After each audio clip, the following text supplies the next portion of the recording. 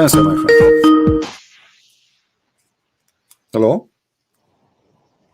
Hello? Yes, Mr. Deen, you are live on air. What do you like to say to us, my friend? Assalamu alaikum. Wa alaikum assalam. I was just watching, and you know, it's impressive how much you know about Islam. But I was curious, the title was the Quran or the Bible, where is the truth? The title of the stream, I want to know how do you know the Bible is the truth? Well, this is a question maybe you should ask yourself first. I mean, how you know the Quran is the truth? You are a Muslim, right? Questioning Muslim. Not Okay. Well, my friend, when I say the truth, first of all, do you believe that God, he is a good God or he's a bad God? He's good. Okay. So the good God, is he going to teach you to do bad? No. Okay. Does the Quran teach you that you can rent a woman? It's called temporary marriage. Muta? Yeah, the muta. It does. Okay. So how God is the good God? When we say the good God, this means he teach me good ethic, correct? Yes. Okay. Do you think, with my respect to you and your family, I'm not saying something to insult you, please forgive me, I don't mean that. Do you believe that if your sister, with my respect to your sister, again, let us say this is my sister, not your sister, so you not be offended. Let us say I'm a Muslim, and my sister, she came to me and said she want to rent herself to do muta. What I will say to her? She will say to me, this is what Allah said. Now, I don't see anything wrong with that.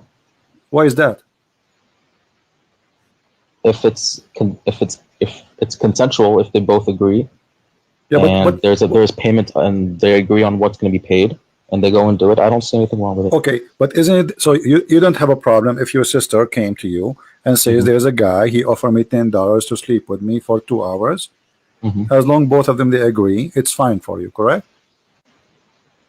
Correct. Okay, but isn't it this is what prostitution is about? Yes. So you don't have your problem that God teaching me to do prostitution? No, no problem. Why is that? What is your logic? My logic is that if that's what she wants to do, and if it's not rape, or it's not forced on her, if it's consensual and there's a agreement and she wants to do it, then yeah, but fine. okay. So why Muhammad, he says if somebody commit adultery, beat him? What is the difference between adultery? At least adultery, let us say a man and a woman, they see each other, maybe they love each other, and they have sex, they commit that sin. So why, if you and a woman, she agree with payment, it's okay, but the women who don't take off her panty for money, she will be punished? What is different? Both of them are not married. Yeah,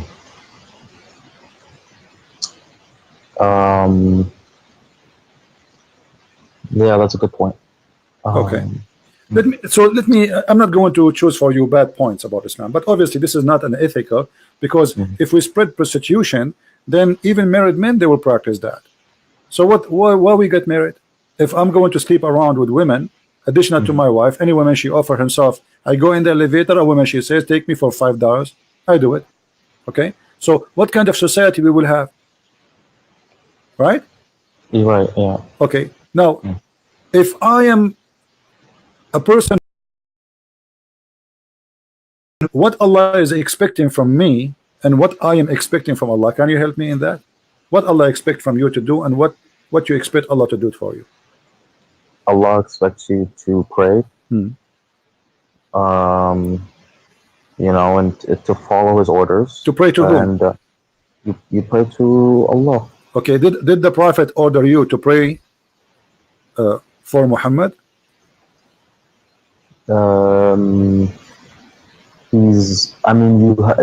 not praying to Muhammad. He's part of the prayer, but he's not. You are praying for Muhammad, but not to him. I understand, correct? Right. Okay.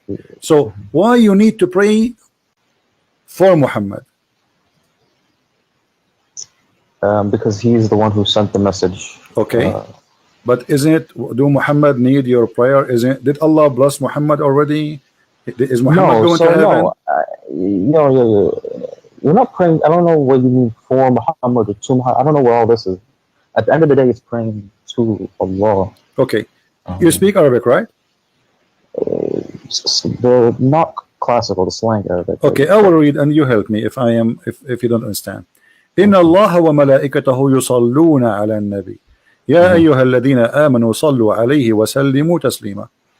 Allah and the angels are praying on Muhammad. Allah, he prayed to Muhammad, but he on Muhammad, actually he prayed on Muhammad. Now, but Allah, he prayed for who or to who? Sallu ala. When you say sallu ala, yeah, it's not really, that's not prayer in the sense of, you know. What is this? إقام الصلاة أن الله وملائكته يصلون على النبي يا أيها الذين آمنوا صلوا عليه وسلموا. Yeah, يصلون على. That's the importance. When you say يصلون على, it's more blessings on. Not okay, but hold on. Actual. Hold on. If this is a blessing, why we are using the word yusalli? You speak Arabic. The word yusalli is salat. The word the blessing is barakah. I mean, Arabic language is very rich. It's very easy to choose words. So when I say salah is salah. When I say barakah is barakah. And when you say yusalluna ala, it can also. Okay, I will go with you. So according to your what you said, that Allah and the angels are doing a blessing on Muhammad.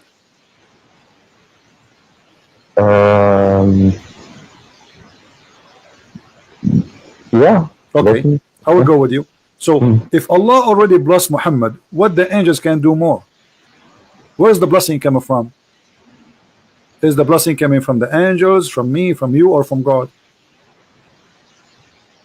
The blessings, I mean, at the end of the day, if Allah wants the blessings, it'll happen. That's it. So if Allah blessed Muhammad already, why I need the angels and the believers to bless me? Allah, he blessed me, I'm blessed. That's it.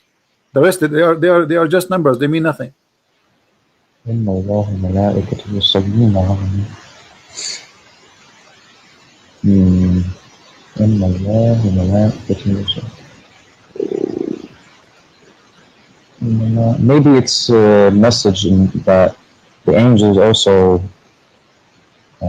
Okay, let me make it more simple for you, my friend. Now, let us make a circle here.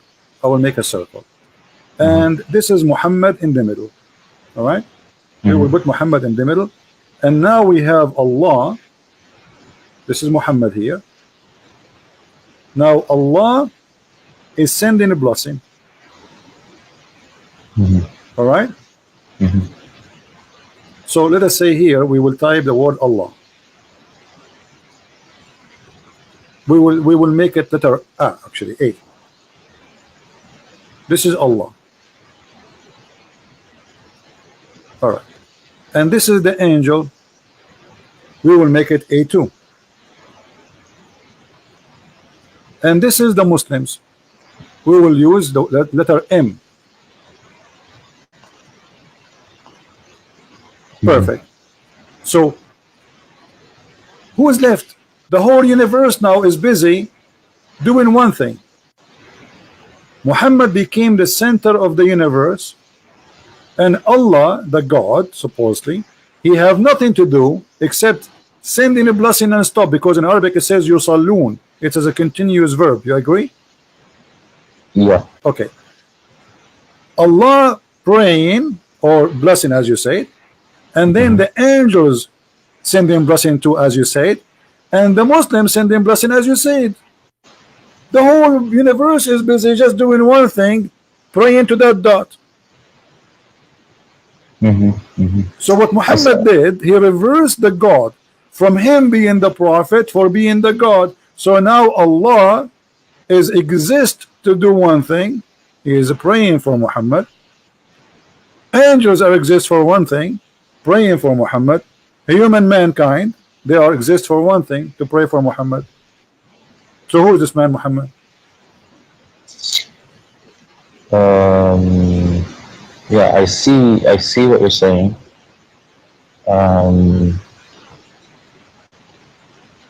Now Yeah, it seems like now what is okay? So obviously I don't.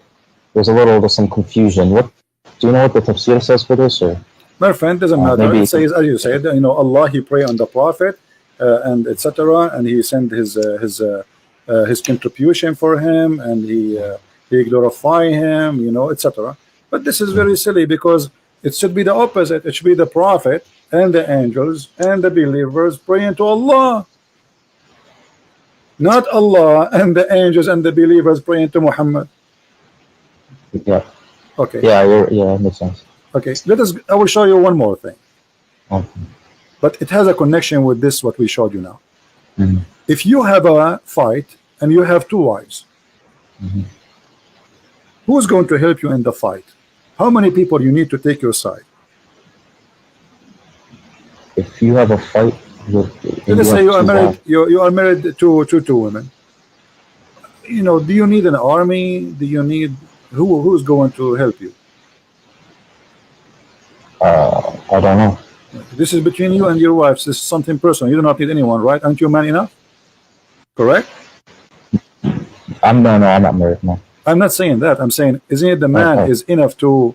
Isn't it the Quran chapter 4 verse 34? It says, "الرجال قوامون على النساء." The men are in charge of the women.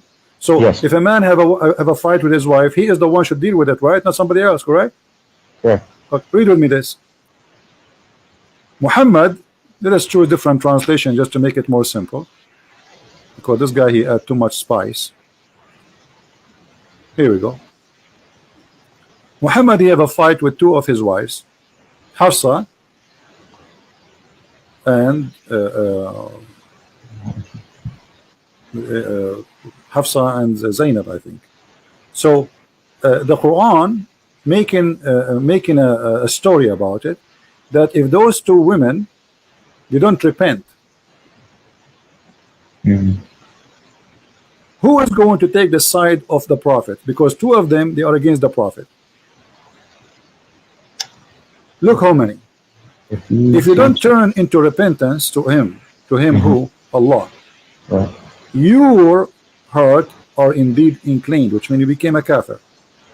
Mhm. Look who is going to take the side of Muhammad in this fight with two women. But And if you if you back up each other against him who? Muhammad, truly Allah is his protector. Okay, is that enough? No. And Jibreel. What Jibreel have to do with this? What Allah have to do with this? I mean, the guy he have a fight with his two wives. Why Allah is this guy is talking like is if the Roman they are sending him a letter says we will have a war with him, I say I understand. This guy is going to face an army. He need God to help him. Muhammad is fighting with two women. They are 5 foot tall. Truly Allah is his protector, and Jibreel and every righteous one among the believer. And furthermore, all the angels. Do you see what happened here? Yeah, I see. What's the verse number of this? This is a chapter 66, verse number 4.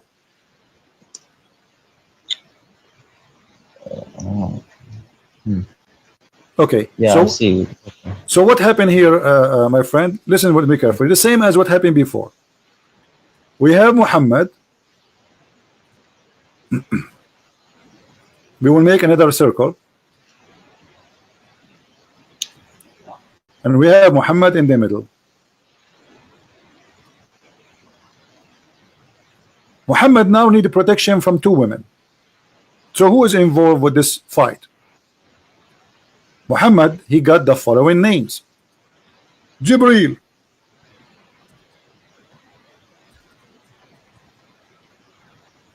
We will call him J.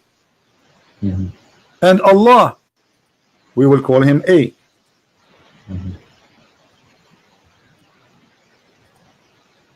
And Muslims, we will call them M. And all the angels in the world. Who is left? Yeah.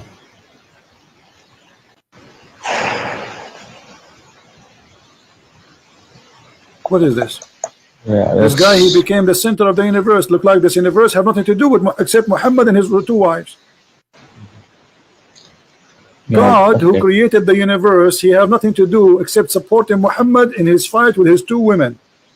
Not only that, and Jibreel, he will come in a special mission. He will take side with Jibreel. I'm with you. You know, Jibreel, please protect me from those two women. Jibreel have 600 wings. Extremely huge angel according to Muhammad, to the point he covered the horizon. Is that enough? No. And every single believer, Al-Qaeda, ISIS, Mujahideen from everywhere, Pakistan, Indonesia, you name it. And not enough. And furthermore, all the angels. All of this to support a guy in his fight with two women. Yeah. Maybe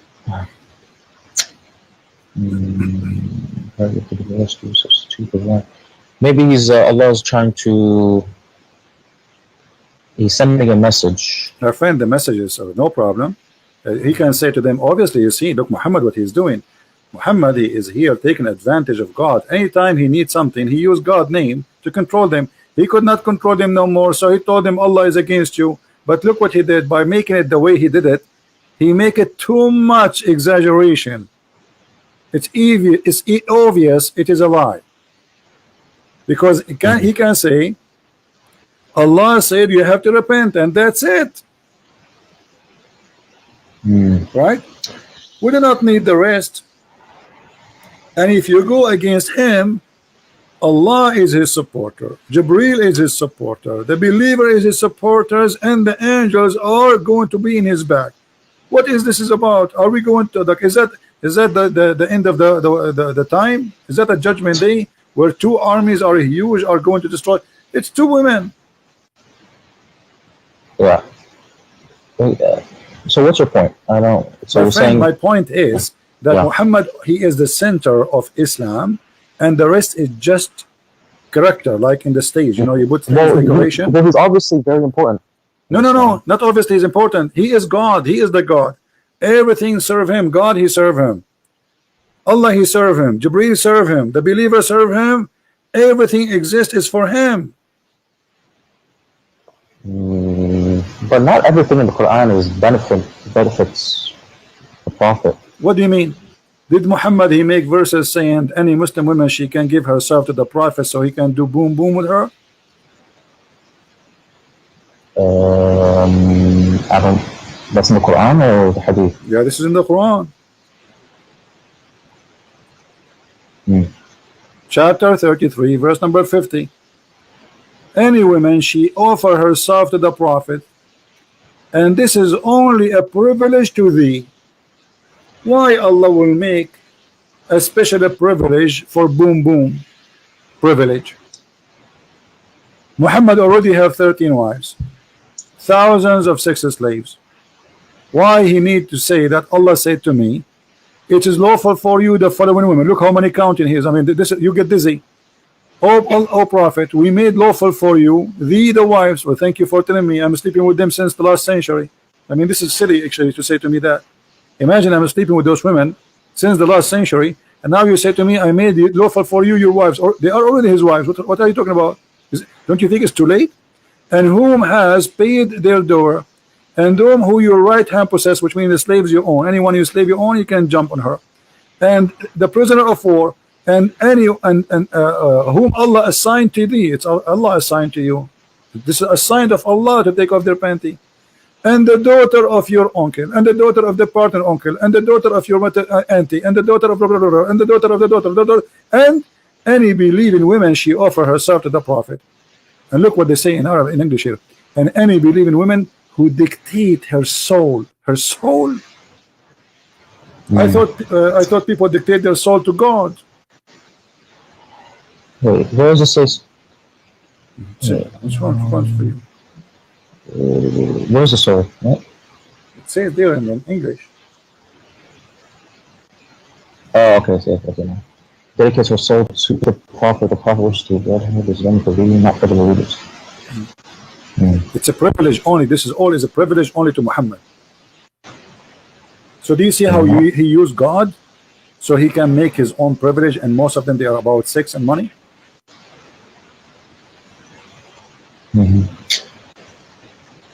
What does have to do with God, my friend? What do you think? What does have to do with God? Why God is saying any woman she can give herself to the prophet? I mean, you told me that it's okay for you to do muta. Okay. Now, what this is about? A woman, she is giving herself as a gift to a man to sleep with him, and this is not for everybody. That's just Muhammad. Why Allah is so much concerned about the happiness of the private part of Muhammad? Well, he's the messenger. So if I'm a messenger, that involve my private part?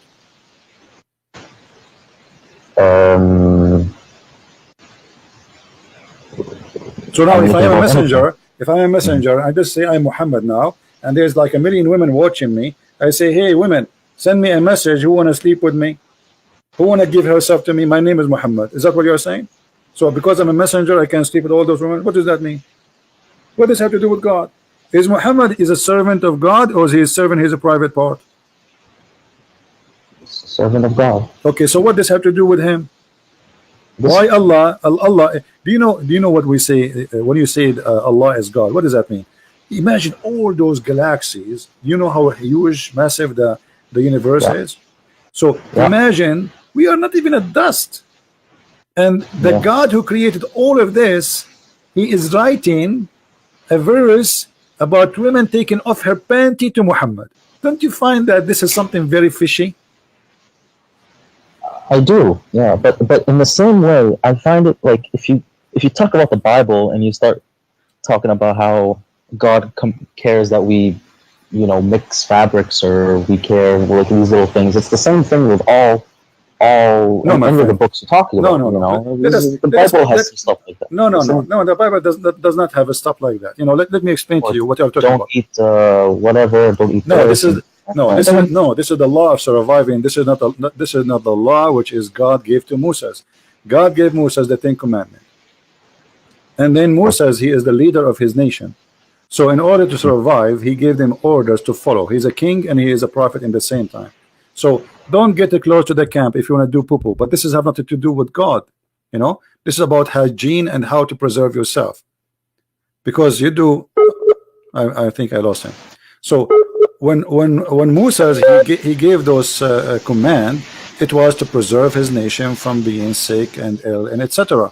But this is not God that's talking about those things. So here we have a prophet who is subjugate. And okay, why Moses did not make a verse says any woman she want to give herself to Moses? Here we go. Moses is a prophet.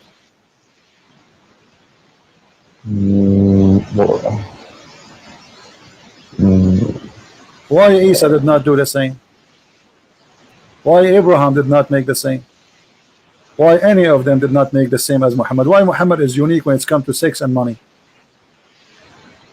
Maybe they did. We just don't have their words. No, show me where. Neither in the Bible, neither in the Quran it says that.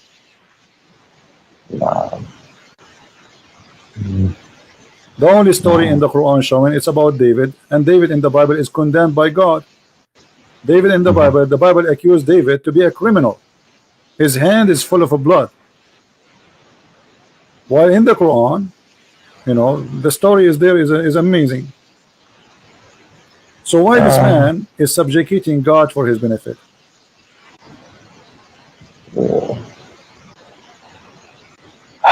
Yeah, see, I see what you're saying. But there's, it's maybe, it's in there for a reason. It's and it obviously a lot of people believe. So that's. Right. I just have to read. I have to read into it more. I gotta wait to see what I gotta. In chapter 36, verse number 21, it says, "Obey those who ask no reward for themselves." Do you see it? I follow those who.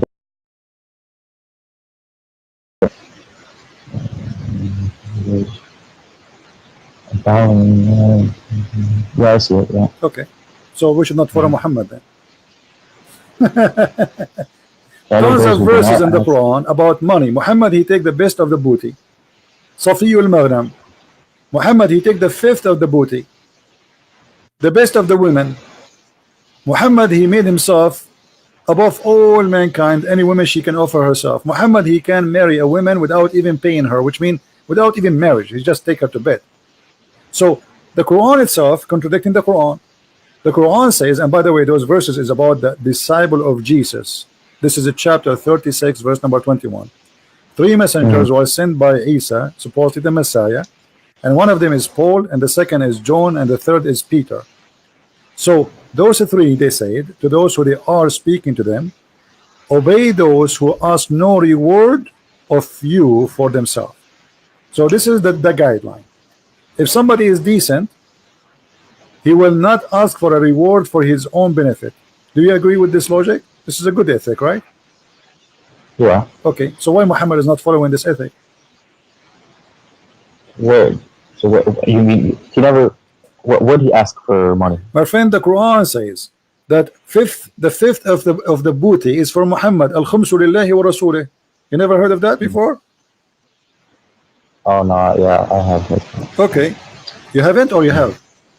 I have. Okay, so the fifth of the booty, and the best of the best of the booty, and verses about any woman she want to give herself to the Prophet. So why Muhammad is not following the guideline? Did you hear me? Hello?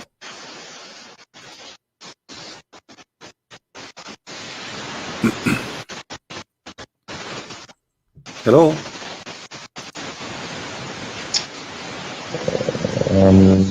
Yeah, you're cutting out a little bit. All right. This is chapter 8, verse number 41. It says that Allah, he says, hello? Allah, he says in chapter 8, verse number 41, and know whatever of your war booty that you may gain, verily 1/5 is assigned to Allah and the Messenger. Right?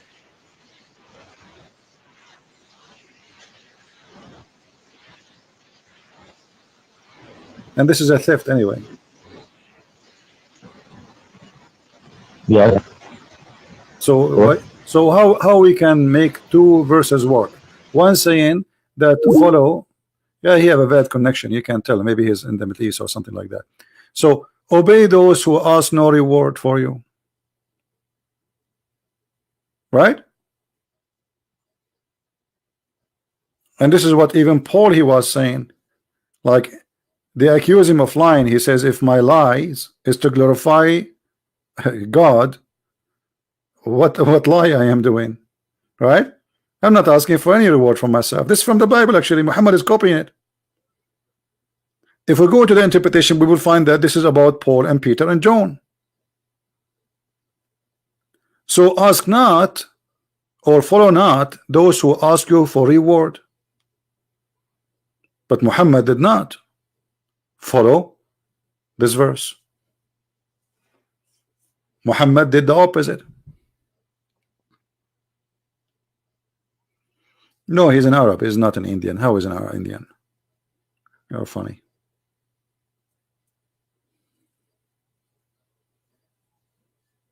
Call me back, my friend. So how this book can be the book of the truth? This is a book of the truth. Not to mention or forget to mention the stupid stories, flying carpet, mistakes in history, amazing mistakes in science. Have you ever heard of a God? You do not know how the hair is created, how the rain is created. Have you ever heard of a God? You don't remember which one he created first, the stars or the trees? One verse says the trees first and the stars next, and the other verse says the stars first and the trees next.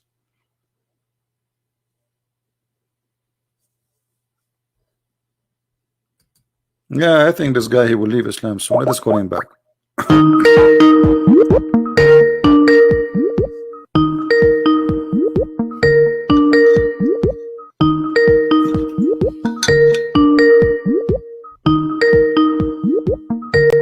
Hello? Yeah, yes, my friend. Go ahead. So what do you think, my friend? Do you think Muhammad is a prophet still? I have a bad connection.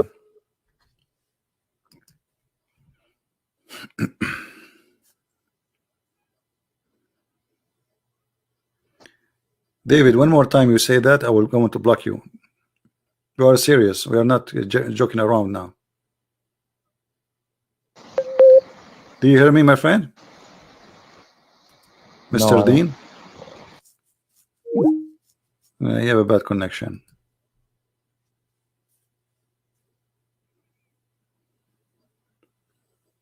It's okay. Obviously, he is listening and he is learning. They will leave Islam very soon, as the rest of them. So where is Muhammad, and where is the prophecy, and where is the prophet? Okay, and you call him a prophet. Where is the prophecy? Here we go. This is the Quran. Who want to show me a prophecy in the Quran?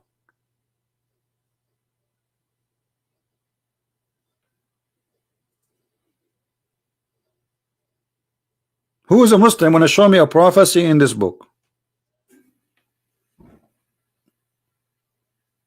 Who is a brave Muslim? He is willing to call me and say, hey, I'm going to show you a prophecy.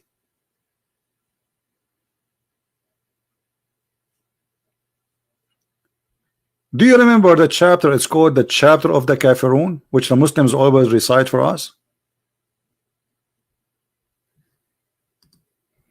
In Arabic, the name of Jesus, there's no Arabic name for Jesus. It is Yeshua, which is the same as Yeshua. This is the Hebrew name. There's no name in Arabic. If you go to a chapter of Al-Kafirun, this chapter alone is enough, and the Muslims always they mention to us this chapter, Al-Kafirun. They are so excited to say it to us. Look what is this. Oh, you kuffar, I worship not that you worship, but those people, they worship Allah already. Those pagans, they worship Allah. So what do you mean you don't worship what I worship? Number one, stupid mistake. Nor I worship, you worship what I worship, but they worship Allah and he worship Allah. And I will not worship that which you worship. And look here what he said, nor you will worship that which I worship. And you know, anyone knows why this is a disaster? This verse alone? Who knows why this is a disaster? Who remember why? Let us see how many of you is doing his homework. Why this verse is a disaster? Big disaster.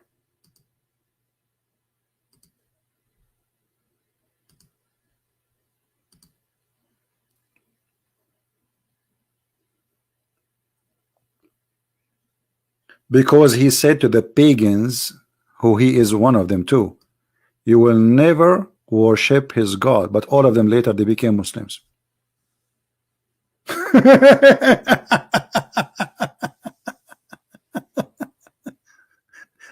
You see how you say to them, and you will never worship what I worship. If Muhammad is a prophet, he should say, and you in the future you will see, you will worship what I worship. That will make it a prophecy. But Muhammad, he said, and you will worship ولا أنتم عابدون ما أعبد.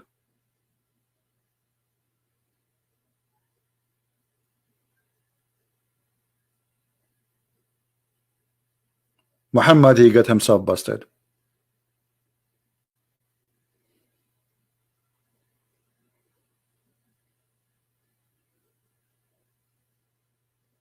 What do you mean repeat again? Muhammad saying that the Arab who they are not rejecting Islam, they will not worship what he worship. But later those who he said that to them, all of them they became Muslims. So this was a false prophecy from a false prophet. And supposedly the one is talking here is Allah. So there is no way Allah is God, yet he do not know that those people in the future they will become Muslims.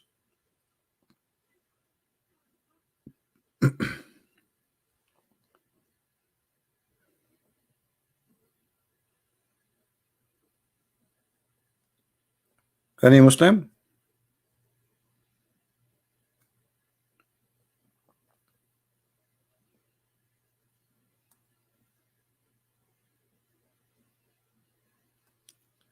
So those Muslims who come to us, let us summarize again what we learned today from the beginning. What we learned today, we learned that when a Muslim he come to you and he come and he say the Bible is corrupted, don't defend, don't start quoting verses from the Bible. Yes, Deen. Assalamu alaikum. Wa alaikum assalam. Can you hear me? I hear you. Okay. Yeah. So my friend, what do you think about Muhammad? Do you think he's a prophet? Now he could. I mean, he could still be a prophet. I mean, what you showed me, you know, it's possible that Allah just gave him special rules, which is not. Okay. Which is okay. What make a prophet a prophet? What makes a prophet a prophet? Prophecies. But like what? Give me a prophecy. Well, we have the Quran in front of us. If there's any prophecy in the Quran to make Muhammad a prophet?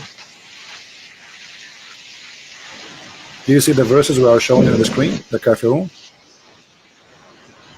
Yeah, I see him. Okay.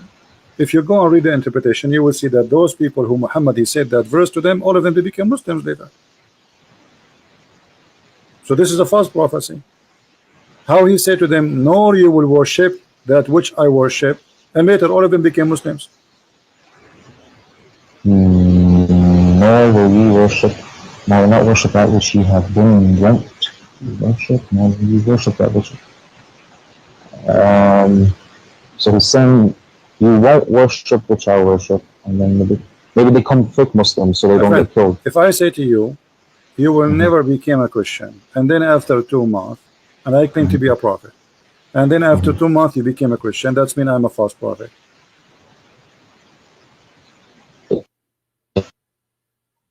Because a prophecy, if you say something, prophesy something, it have to be true. Yeah. Yeah, but this is a false prophecy.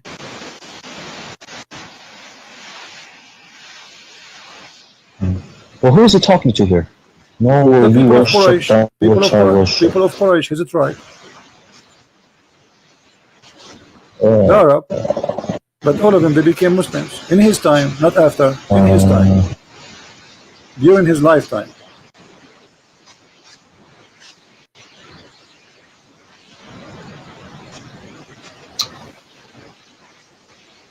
Okay, what the prophecy Muhammad he gave in the Quran? Oh, maybe they become fake. Do you remember Muslims anything? They don't want to get killed. Forget about this one. Do you remember anything Muhammad he said became a prophecy, come to be true in the Quran?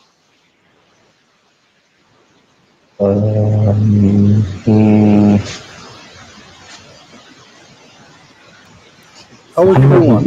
I will help you. Okay. Have you ever heard a Muslim saying that Muhammad he prophesied that the woman after they lost they will win? He said, yeah, he said that the Romans were defeated, or they will be defeated. Okay, this is a chapter 30. The Romans have been defeated in the close by land, and after a few years they will defeat. They will be victorious. In Arabic it says بضع سنين. So بضع سنين. The word bada is between 3 to 10. Based on the history, that will be wrong, because it took many years after that, more than 16 to 17 years for the Roman to accomplish. However, the hadith says, and this is what the Muslim they say to us, remember it's not me. The hadith says that Muhammad he said that verse after the Roman became victorious.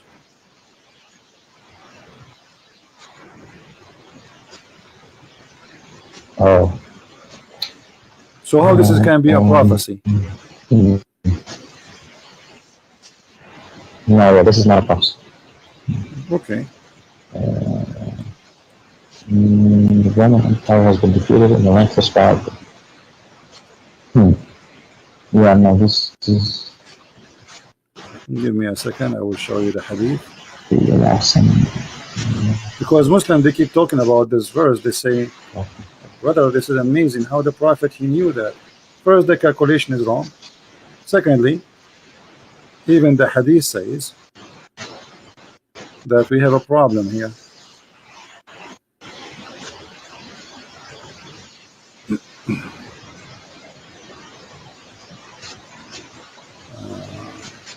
Second.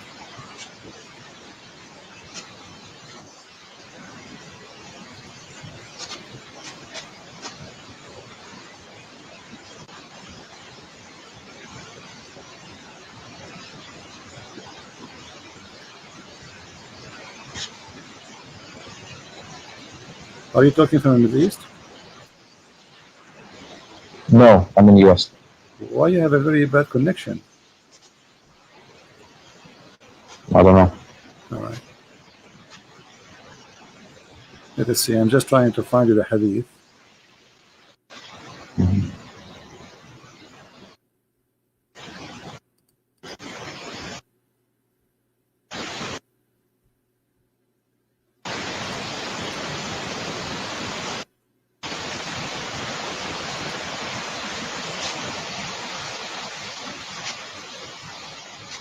For some reason is not opening with me, but I will get.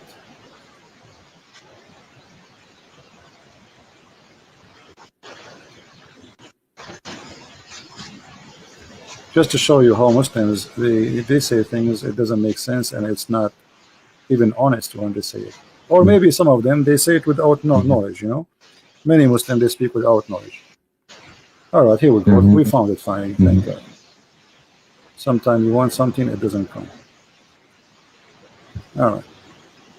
Let us put it in the screen.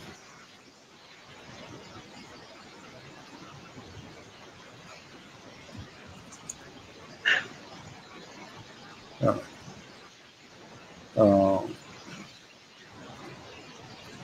Do you see the screen?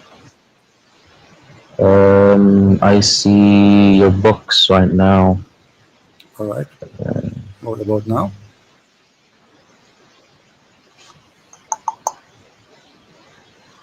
Nope, I still see your books. It's okay. We'll take a little bit of time to come to you. It says here that in the day of Badr, the Roman had victory over the Persian. So the believer were pleased with that. Then the following verse was revealed. So the claim that this was a prophecy, Muhammad, he said that verse before it was a lie. Yeah. Okay, I still, can you give me which hadith it is? I want to read it. This is Jami' al-Tirmidhi and it is Sahih. It's Sahih? Yeah. Oh, here.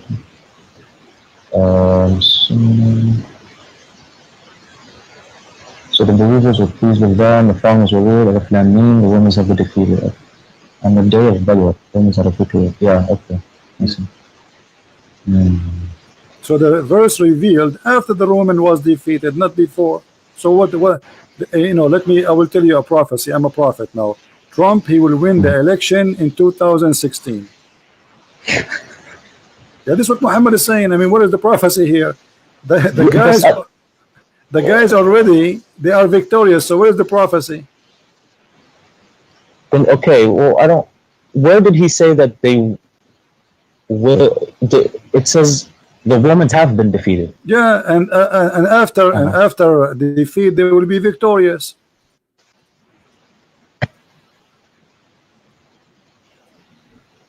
Oh, okay. He said that we were happy with the victory. Okay.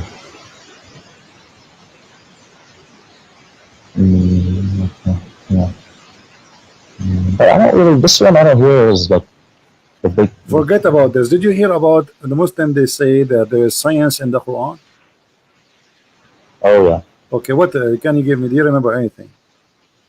There's the Big Bang and biology. Choose one. Which one? Give me one, and we will talk about it. The Big Bang. Big Bang. What is the Big Bang? Do you know what the Big Bang is? Yeah, all the matter in the world was in one one ball, and then 13 billion years ago it expanded. Okay. There's explosion, correct? It was an explosion, yeah. Yeah. But you see, the Muslims, they quote for us this verse in the Quran saying this is about the Big Bang. Don't the unbelievers see that the heaven and the earth were joined together?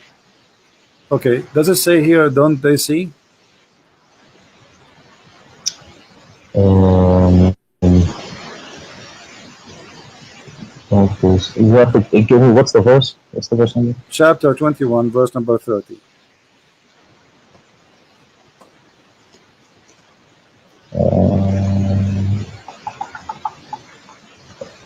Okay, yeah, I see. Okay. Don't the unbelievers see? Okay, so he's talking about something they can see, correct? Yeah. Okay. Did any of us see the Big Bang?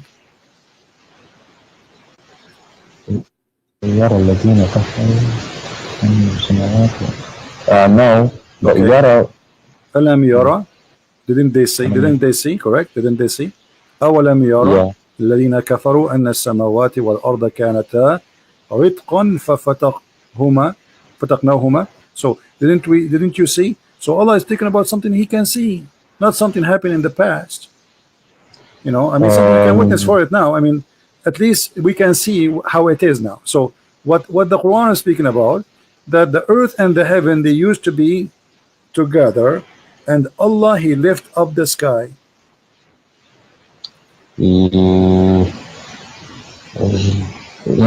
don't think, but I think you're taking it too literally. No, let us show you that this is what it's meant. You see, I don't say things, you know, I don't know, by now you should know that I don't say things unless this is how it is according to Islam. Okay? Allah, he lift up the sky. You know that? I mean, I see it. It says, no, it doesn't say وَجَعَلْنَا مِنَ الْمَاءِ. Yeah, this is a different verse. Chapter 13, verse number 2. It says, Allah is he who raised the heaven without pillars that you can see. Do you see it? Yeah, who erected the heavens without pillars. So connect this verse to this verse, you will find that they are saying the same. Whoa, should connect it. Yeah. Don't the believers see that the heaven and the earth, they used together? Okay, what he did? He lift up the heaven. He separated them. He established himself above the throne. He erected the heavens, the Sama. He raised, but this is different. I don't see the connection. The connection is that the earth and the heaven, they used to be connected, correct? In the previous verse. Yeah. This one here is saying Allah, he raised it up. This is how he split it. Allah, he raised up the heaven. Okay. So, but let me ask you: is that true that that the heaven is raised above us? No. So this is a lie. How God he says such a thing? We are not even a dust inside the space, inside the heaven, if we can call it heaven. Correct. So we are the heaven is not lifted from us. We are inside it. We are little tiny. It's not even like the size of a needle, the head of a needle, inside the heaven. So how he lifted up? But because this is how Muhammad he say things, the earth and the heaven, they are not connected. The heaven is up, the earth is down. So the heaven is up, but the truth is not right. The heaven is up, the heaven in the right, the heaven in the left, the heaven underneath of us, because the earth is not a flat, and there's heaven around us all over. Yeah, there's no. Yeah, that's right. So this is a very false statement.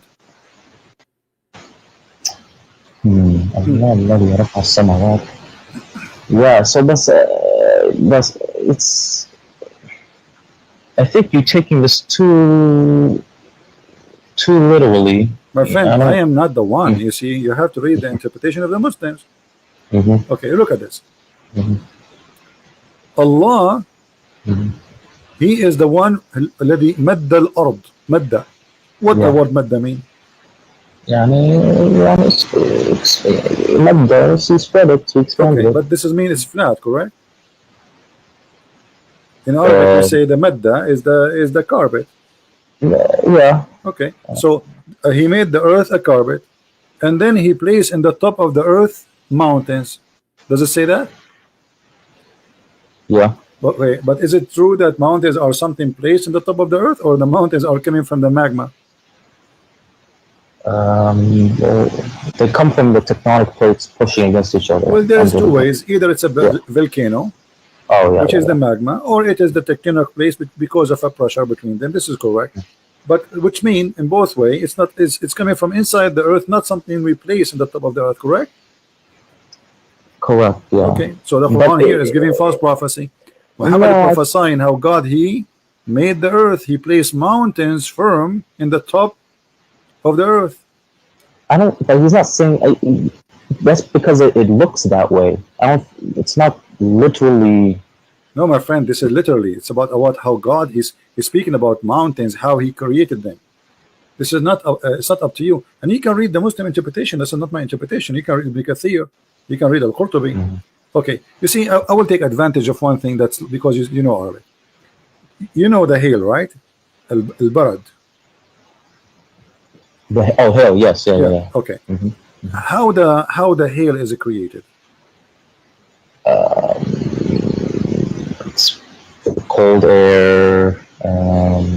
I don't know exactly. So you don't believe that hail is something God he break from mountains in heaven? Break from mountains in heaven? I mean, no. Okay. So read with me, because you keep saying to me you are taking it literally. Read with me. Give me that. Here we go. ألم ترى أن الله يزجي سحابا ثم يؤلف بينه ثم يجعله ركاما فراق ودقا يخرج من بينها. Then he says وينزل من السماء من جبال فيها من برد فيصيب به من يشاء. Allah is talking how he make the rain, and now he's talking how he make the ice. Okay, where the ice is coming from? You speak Arabic? Yeah. Okay. He sent the hail from mountains, and it, because he keeps saying to me you are taking it literally. Okay, Yeah. let me show you what the Islamic scholar says. Whatever the Muslim scholar they say, I will take it, no problem. Here we go. Just to show you this is what it's meant. That's not me saying this and saying that. So if we go to the Quran interpretation, which is made by the Muslims, not by me, we will find the following. Let us see what it says.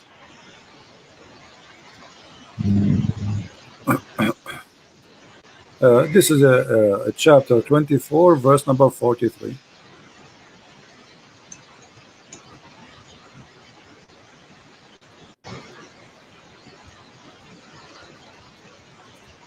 And we will show it interpretation according to Islamic understanding, not ours. We don't do what the Muslims do. Muslims, they try to explain the Bible to us the way they like. We don't do that.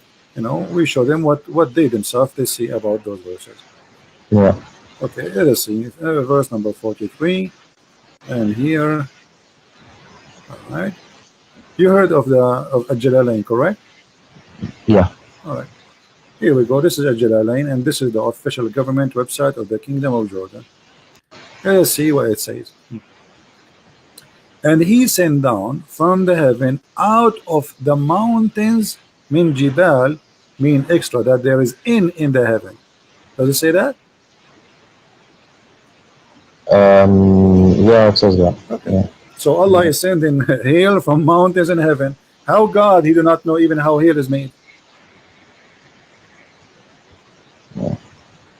So We can change the interpretation. Maybe this guy is wrong. I mean, people make mistakes. Maybe this guy he have a wrong understanding. Here we go. This is Ibn Abbas, the cousin of your prophet.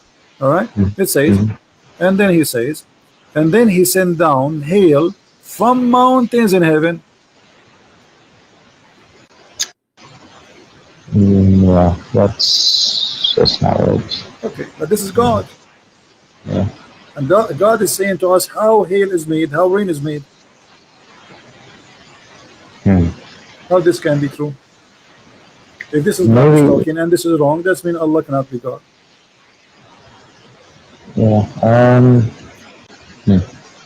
Give me another miracle, scientific miracle. Forget about all of this. Until now, we prove nothing to you. No problem. Yeah, it's okay. It's okay. I have patience. Tell me, give me another one. I'm here. Will you enter the mall? Go ahead. I'm here in your service, my friend Deen. Thank you. You're welcome. I mean, I hear there's unique fingerprints. Fingerprints, no problem. But I want to show you today how, my Yeah. friend, with my respect to you, you are a Muslim, and I'm not trying to insult you. I don't mean you when I say Muslims, they lie. But they lie. Your brothers in real religion, they lie. You speak Arabic, so how this is can be, I mean, how they can fool you, my friend. Here we go. Yeah. This is about the word binan. Mhm. Okay, let us see what the verse says.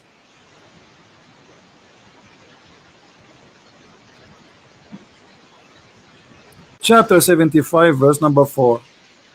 It says, aren't we able to put together his fingertips? But this is about his bones. The fingertips is the bones. This is not about fingerprints. What fingerprint? Allah is saying, here we go.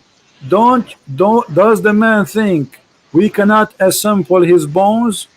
No, we can. Even his fingertips we can. Yeah, that's right. It doesn't say fingerprints. So they lie. You see, it's about bones. They make it about the skin.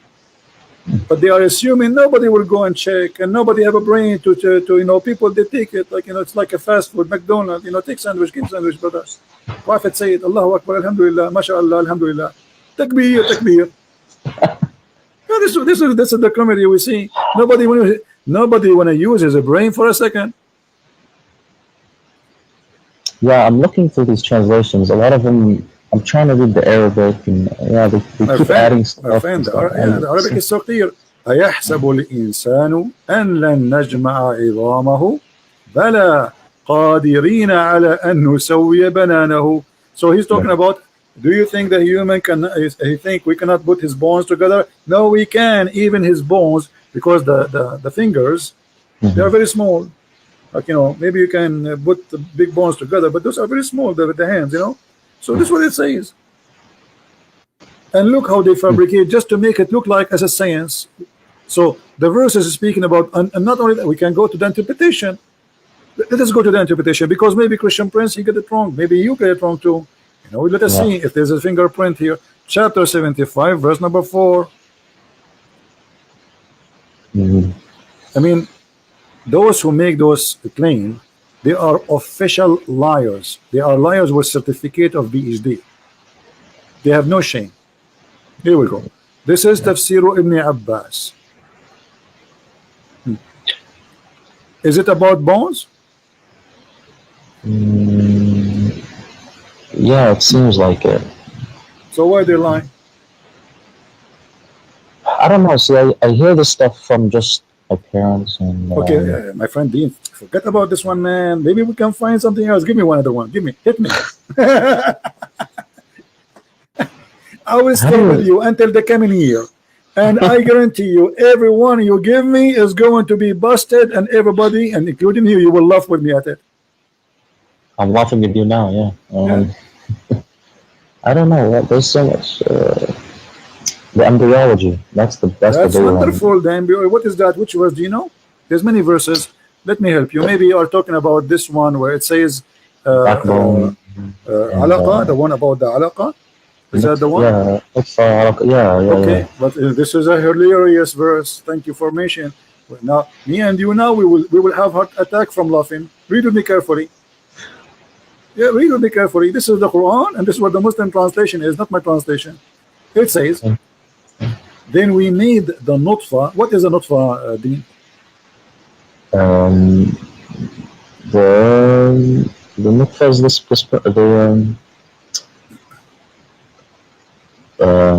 nutfa is the sperm.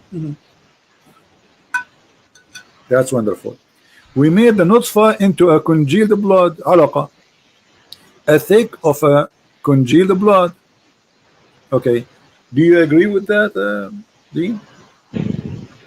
Have you ever heard of a scientist says that the baby is made from nutfa, and the nutfa will become a baby, and that how it happened? The sperm became blood, and then the blood became a lump, and then the lump became a flesh or bones. What is that? In which science is that? Where we can find this science? The sperm of the man go to the women and fertilize the egg. The one will grow is the egg. It's not the nutfa, correct? Well, yeah, there's the egg. Yeah. Yeah, the egg will become the one cell. It's a big cell. The cell became two. The two became three, etc. You know, so it's not the sperm will become what this guy is talking about. He's saying that the sperm of the man will become a congealed dead blood. Now, yeah, but it's not wrong. It's wrong, my friend, because the sperm does not transform to be anything to do with the baby. The sperm activate the egg and deliver the DNA message, and that's it. It dissolves. According to the Quran, what is the first stage? At the first stage, you are a sperm, correct? Then you became a blood. Go and check from now until the coming year and find me who is the scientist who will say that the first stage is a blood.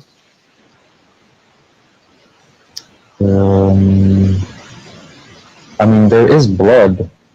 My friend, yeah, for sure we have it, but not the sperm will become a blood. I mean, the blood, you will have a blood after you have a system. You should have nerves first. Oh yeah. You know, so you have to have. I mean, you have to have veins. So like when we have a blood, we have a supply. The blood is a supply, correct?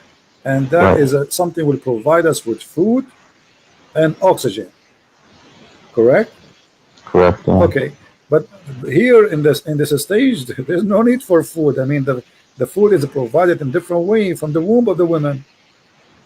The egg is connected, even after you are born, still you are connected to the mother, right? Right. So here he's saying that the sperm became a congealed blood. Let me show you another verse. Okay. Do women have a sperm? Do women have no? Okay. Chapter 86, verse number 6 and 7 says that there's a gushing fluid, sexual fluid, coming from the backbone of the man and the ribs of the women. Where do you think the sperm of the man is coming from? Sperm from the man. It's coming from the testicles. Well, you are very close, but let us go here. According to the Quran, no.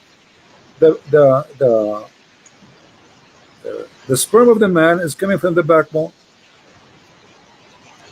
and women have a sperm, and it's coming from her ribs. Yeah, I mean, no. I don't see women here. Where do you see men? Women? No, the word taraib in Arabic is the location of the necklace of the women. It is a word that has to do with the ribs of the women, and specifically the location of the women necklace. This is what taraib means. موقع القلادة. ترائب الصدر هي العظام الرقبة التي تقع فيها القلادة. موقع القلادة من الرقبة للمرأة. So it comes from between the backbone of the man and the ribs of the woman. How is that? What kind of God do you think that the sperm is coming from a backbone, which is the last bone in your spine, and women have a sperm coming from her ribs? You know, let us go and see the interpretation. Maybe I'm wrong. Yeah, I have to. Yeah. No problem. Here we go. This is chapter 86, verse number 7. Let us go to Ibn Kathir. You heard about Ibn Kathir, right? Yeah, he's the big one. Yeah, he used to be in my school. Oh. Here we go. This is Ibn Kathir. Let us see what Ibn Kathir he said. Now the Muslim, they will say to me, what the Muslim they will say not how they will say Ibn Kathir is an idiot. They will say have an understanding. Yes, they will say that, but just to save Muhammad from being exposed, they will say anything. Look at this. This is Ibn Kathir, and he is explaining the verse. Let us see what it says. He is created from a water gushing forth, meaning sexual fluid that comes out bursting forth from the man and the women. Thus the child produced from both of them. Okay, wonderful. Now he continues saying, proceeding from between the backbone and the ribs, meaning the backbone of the man and the ribs of the women. referring to hairy chest. And here the translation is not accurate. It's not hairy chest, it is the location of the necklace. What do you think? Do you agree that women, she have a sexual fluid which make the baby, and it's coming from her location of the necklace of the chest? She has, I mean, yes, she has a part in the, it's not the right location. No, it's not from the necklace. The woman have a sperm, my friend? No, no sperm, no. Yeah, but this is what it says. It says the baby, it says gashing fluid. It's a gashing forth liquid. It's a fluid. Do you see it? Yeah, it's a sexual fluid. So this cannot be the egg, because the egg is not sexual fluid. It's not even a fluid. All right? Right, yeah. Yeah, and not only that, Muhammad himself, he explained that. That's why Ibn Kathir, he read for us that the Prophet said. Let's see what the Prophet said.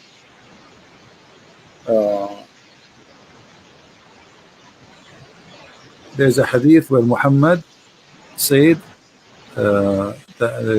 explain something. Let's see. Where is the hadith? I hope they did not take it off, because they do that. The Muslims, they are trying, yeah, they do that actually. There's a hadith where Muhammad, it's in Arabic, I can show it in Arabic.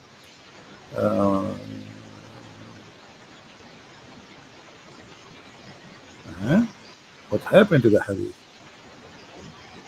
Okay. Here we go. Actually, this is the hadith. This is the hadith from Muhammad. Proceeding from between the backbone and the ribs, the backbone of the man and the ribs of the women, and here he takes the explanation from Muhammad. The fluid is yellow and fine in texture. The child will not be born except from both of them, i.e. their sexual fluid. So what Islam teach, that the woman, she have a sexual fluid in her private part. That is a sexual fluid, which is the sperm of the woman, which is coming from the location of the necklace in her ribs. Do you agree with that? No. Okay. And do you agree that this sexual fluid, which is yellow and fine in texture, is the one who will make the baby? No. Okay. And the man have a sexual fluid which is thick and white. And this is what Muhammad, he said in the hadith. Let me show you the hadith so you don't say I'm making things up. This is the hadith of Muhammad saying the following. Where is the hadith coming from? As usual, from the box of the hadith.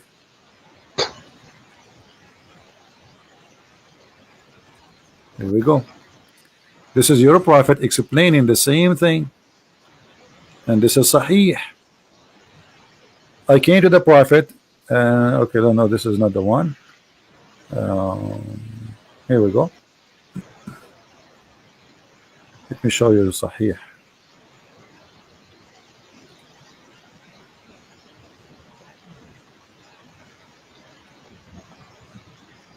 Here, the hadith saying, Anas ibn Malik reported from Salim, narrated, blah, blah, blah, blah, blah, blah, blah, blah, blah. Okay, anyway.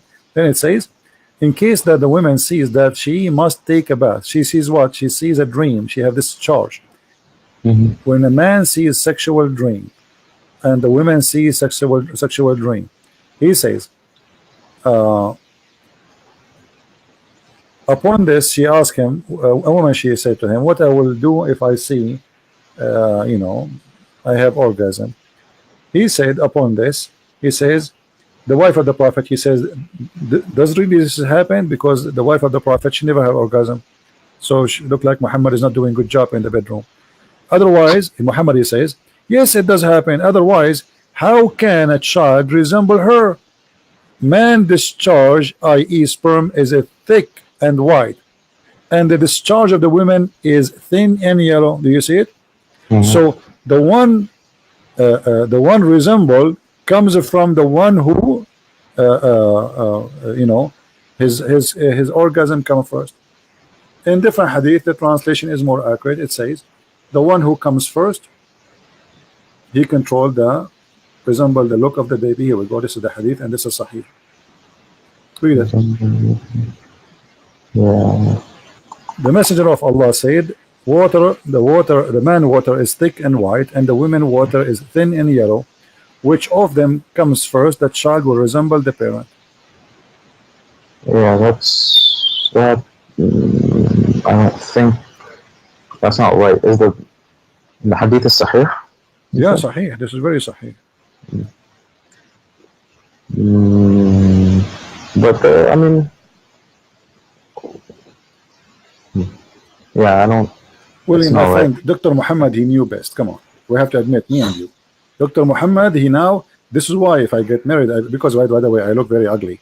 So if I get married now, I know, because I don't want my son to look like me, and he will shoot me. Actually, he will shoot me immediately after the second he is born.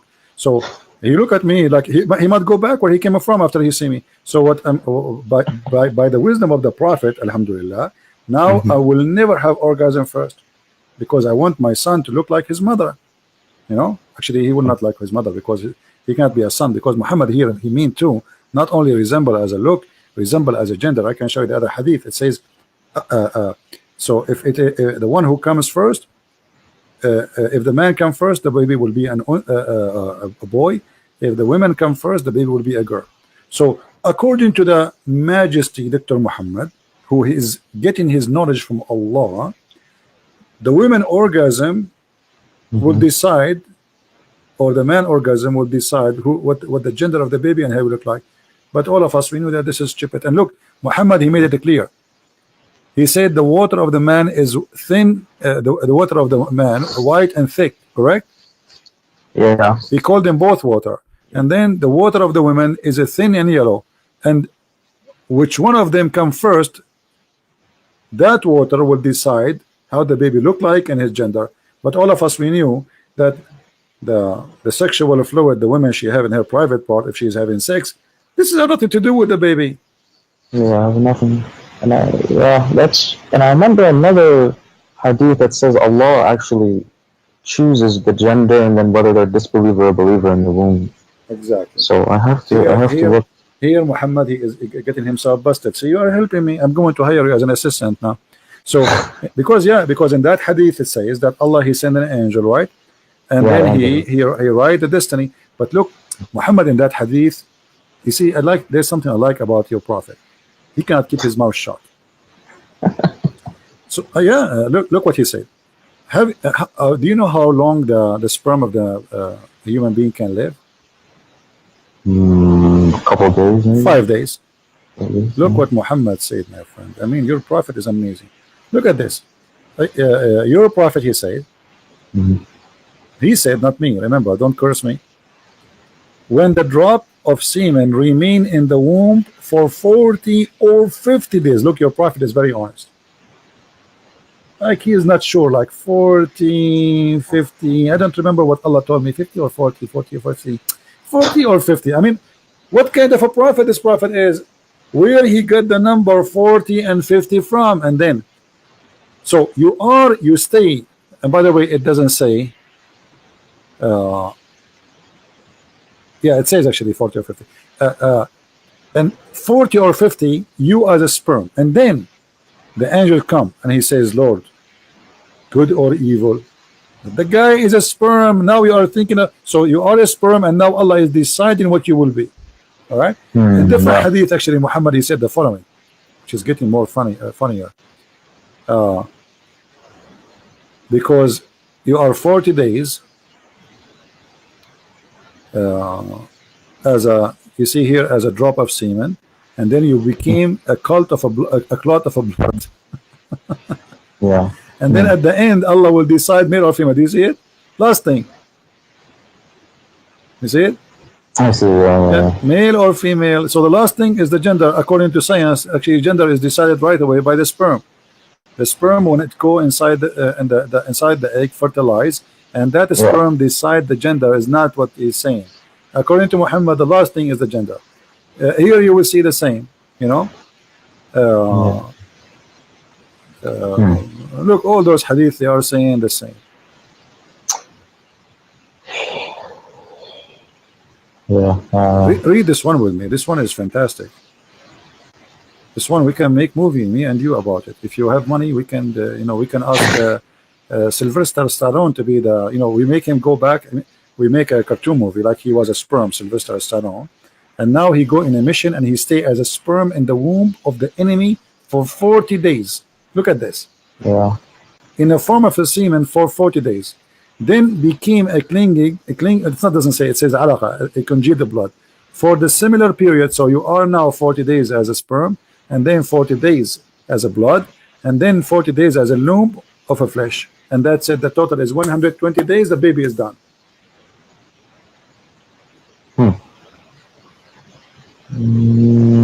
Yeah, that's 100. Yeah, no, that's not right.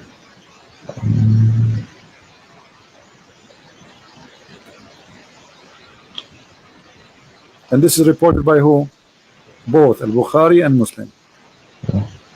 Now the hadith, the hadith is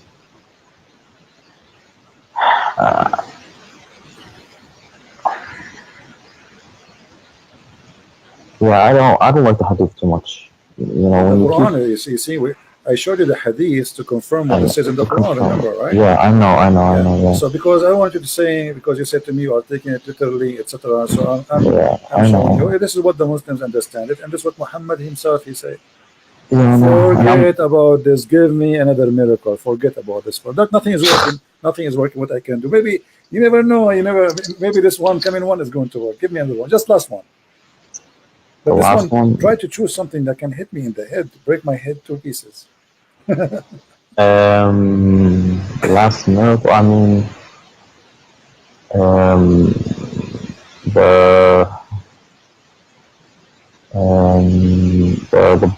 the sky being the atmosphere protecting us.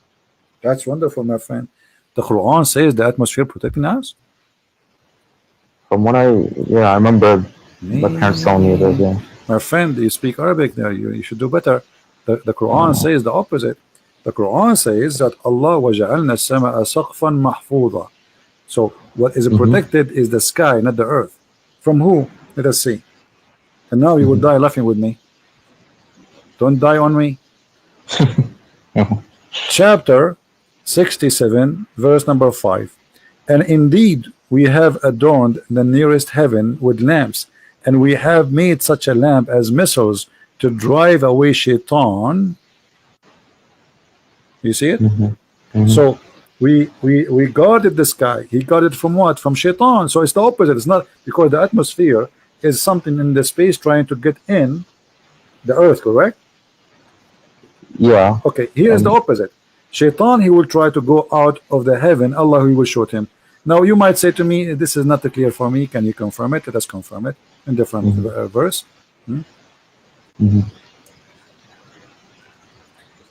This is all his fairy tales, where Muhammad, he claimed that Shaitan, he tried to steal information from Allah. I don't know if you know you know about WikiLeaks. WikiLeaks, yeah. Yeah, this is Allah. Shaitan. Here we go. Look. So وَجَعَلْنَا وَحَفَظْنَاهَا, and we have set we made the sky zodiacal signs in heaven, and we made them fair, seeming all beholder, and then and we have guarded those in the sky from every cursed devil. Do you see it? We have guarded them from every cursed devil. Yeah. Okay. But so if any try to gain hearing by steal from Allah, like he wanna spy, is pursued by a flaming fire. This is the atmosphere they are talking about. You see how they lie to you? That any that gains a hearing by stealth is pursued by a flame. Yeah. This translation is really weird. Let us change the translation. Maybe you can get something more simple, because this guy, I don't know, sounds like he's taking too much beer. So look, we changed the translation here, it became different. And verily in the heaven we have set mention of his stars, and we have beautified it for beholder, and we have guarded it from every outcast devil. We have guarded what? The sky, save him who steals the hearing. And then the other verse, you know, that the one connected with this one, if he try to steal, Allah will shoot him with the star. Do you see it? Yeah. Okay, so what is the atmosphere?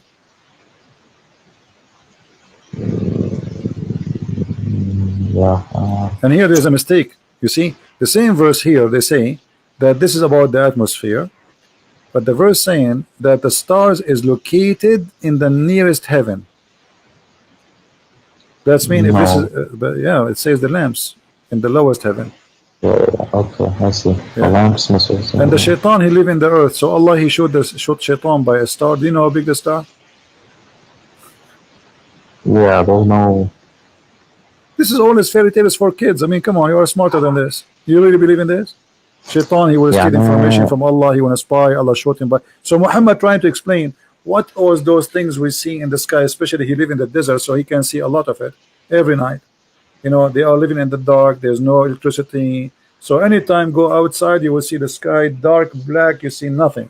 So he look at the sky. He see those stars coming. He think those are shooting stars. He think those are really stars. And Allah shooting this the shaitan trying to spy at Allah, brother. Boing boing, like Star War. Yeah. Yeah, I see. Yeah. So where is the Yeah, I don't see anything. See, yani, see, the thing is, I don't look in. You know, I just kind of hear what people tell me. I don't really look into actually reading the verse, but I'll have to go back and do some more reading, really try to understand. Yani, you know your stuff, man. let me see the sky سقفا محفوظا. Allah, he made the sky like a canopy in the top of a mountain called Qaf. You know do you know Qaf? You heard of Qaf? No. Okay, did you hear about the chapter? It's called Qaf in the Quran. Oh, chapter. Yeah. Qaf. Okay. Yeah. Qaf. If you ask a scholar, okay, what does Qaf mean? He says this is an azure mountain which is surrounding the earth from all direction. All right. Okay. So this is, let us go and see the interpretation. Here we go. From the narration of his authority Ibn Abbas, this is Tafsir Ibn Abbas, chapter 50, verse number 1. It says the following: that he said the interpretation of Allah saying Qaf. He said Qaf is an azure mountain overlooking this world, and the color of the sky takes from it. Allah swear by it. Do you see it? So what happened is that this is a mountain. It's a blue, and it's surrounding the earth from. The earth is a flat, and there's a wall fence, and then in the top of the fence, in the top of the wall, like a room, there is a dome. That is, or a roof. That is the sky, and the reason the sky is blue because of that mountain. It's clear. I mean, what's wrong with you? Come on. Isn't it clear? Doesn't say that, or I'm saying that? Yeah, and there's a man overlooking this world, and the color of the sky takes from it the lost program. Yeah, true story, brother. This is a pure science, Islamic science. Yeah. Yeah, I've never heard of this one, but yeah, that's. Do you have more miracles? Well, Come on, Deen, leave Islam, my friend. You are smarter than this. You are trying to, okay, well, obviously I can tell you, you yourself, you are not convinced for a second with this madness. I've questioned it before, but I've never, I've never really actually looked into the miracles. Yes. My friend, anything, you see, bring me anything about this cult. This is the most silly, stupid cult ever you can imagine. You speak Arabic, so you have an advantage. You see, they can fool someone. He don't speak Arabic. He know nothing about Arabic. They can say things that not exist there or fabricate. But you speak Arabic. I mean, how is it? And yeah, that's the biggest thing. I'm looking at the translation, and they're not. They keep adding stuff that's not in the Arabic. So no. It is in the in the translation, correct? Yeah, but actually, but do you know that Ibn Kathir in Arabic is like disappear totally in English? There's hundreds of pages from Ibn Kathir in Arabic is taken away from the English translation. I can't find why. They took it off. Anything would look embarrassing for Muhammad. As an example, the story, if you go to read Ibn Kathir in English, read the story about Al-Gharaniq. You heard about Al-Gharaniq, right? When Muhammad, he says the 3 daughters of Allah, their intercession, it's a must. So all the story there in the Ibn Kathir, what happened exactly is gone. You open Ibn Kathir in Arabic, you speak Arabic, open Ibn Kathir in Arabic, open Ibn Kathir in English website and read, you will see it's gone. Huh. The story of him bowing down is gone, the story what he said is gone, everything is gone.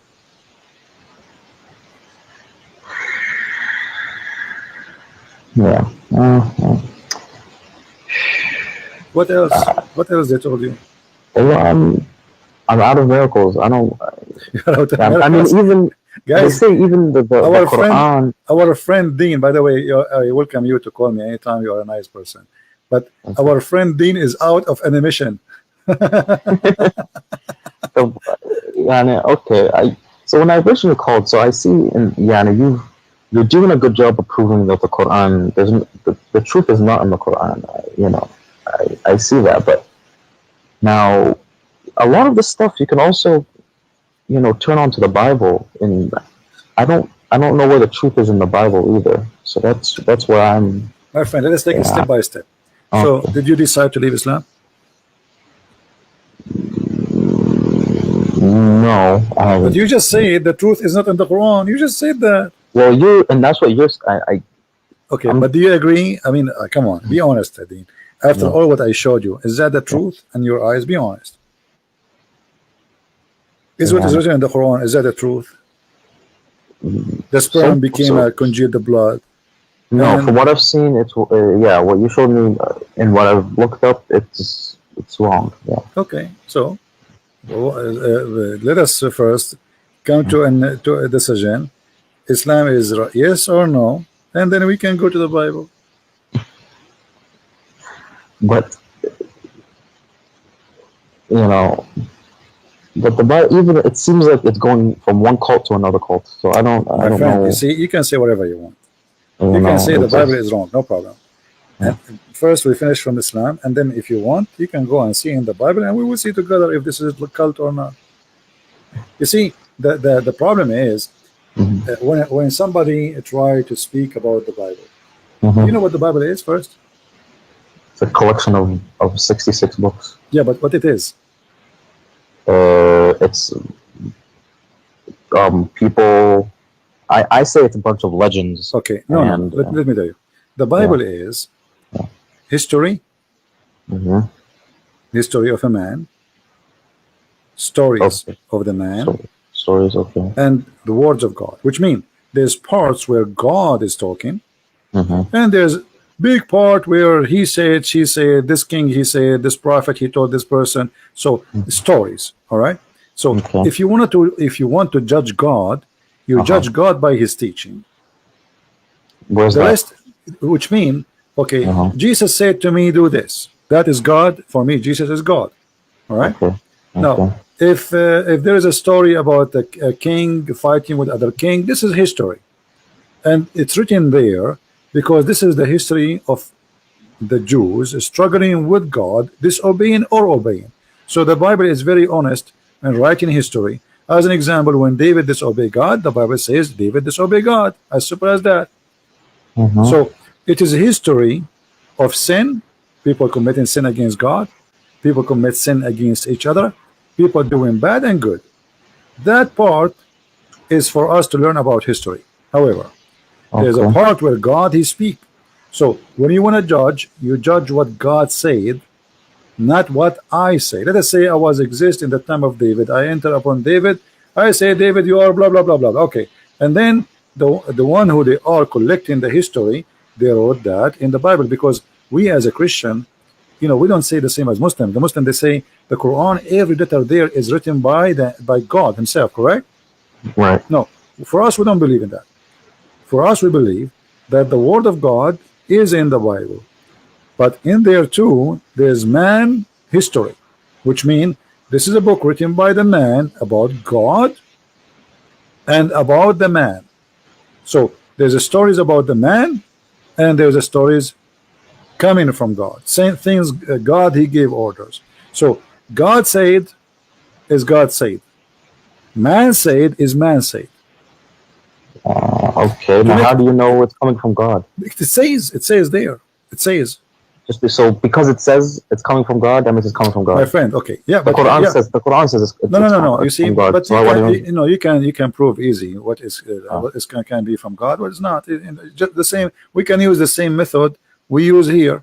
Like the Muslims. The problem with Muslims, they have like stories of like they say to you, Samson he left he lost his power because he cut his hair. But this is not about. This is not because of his hair.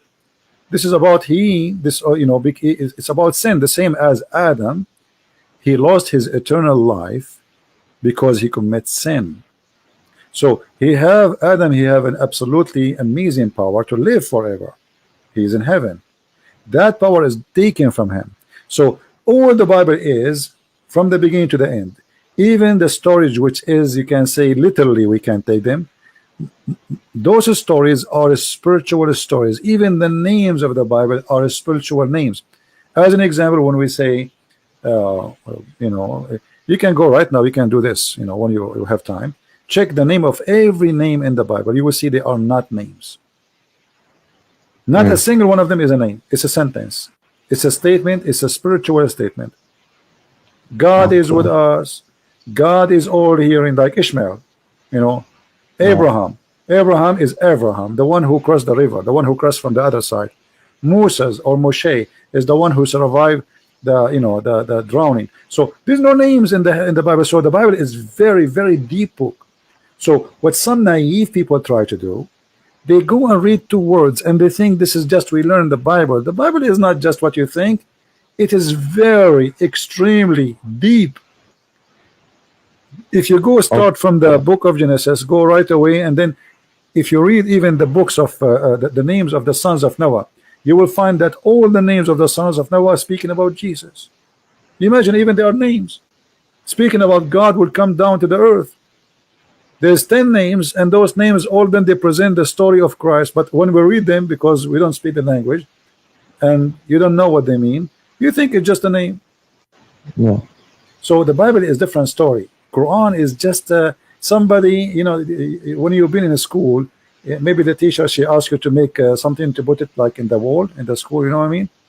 Yeah. This is the Quran. It's a bunch of kids putting papers in the wall, and none of the papers connected to like it's suffering from flight of thoughts, while the Bible is extremely deep and amazing book. You can go right now and read. You see, because like when you read let's say the Old Testament. The Old Testament is very interesting book if you like to learn about the background of man and God. But for me, I find it more interesting for me to focus in the New Testament. Why? Because that one is just to teach me things about man was, and then the Bible in the New Testament tell me about I am, me. So because I care for me, and the rest is just to give me a background, then I focus on what Jesus says to me. How we arrive, the Old Testament, all of it is about how we arrive to the stage where the Messiah, he come to us. This is the important for us as the Christians. The rest is history.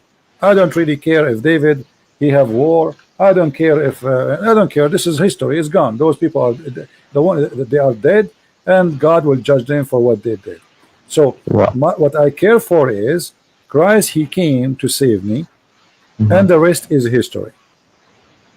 Christ came. So why do you think, I mean, like you said, we're just a little tiny dust in there's millions of planets and galaxies. Why do you think Christ came to this planet specifically? There's so much more to the galaxy. It doesn't matter. Let us for the sake of argument say that God, he created a human being in many galaxies.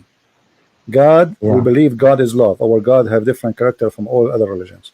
So we believe God is love. This is what the Bible says. God is love, literally.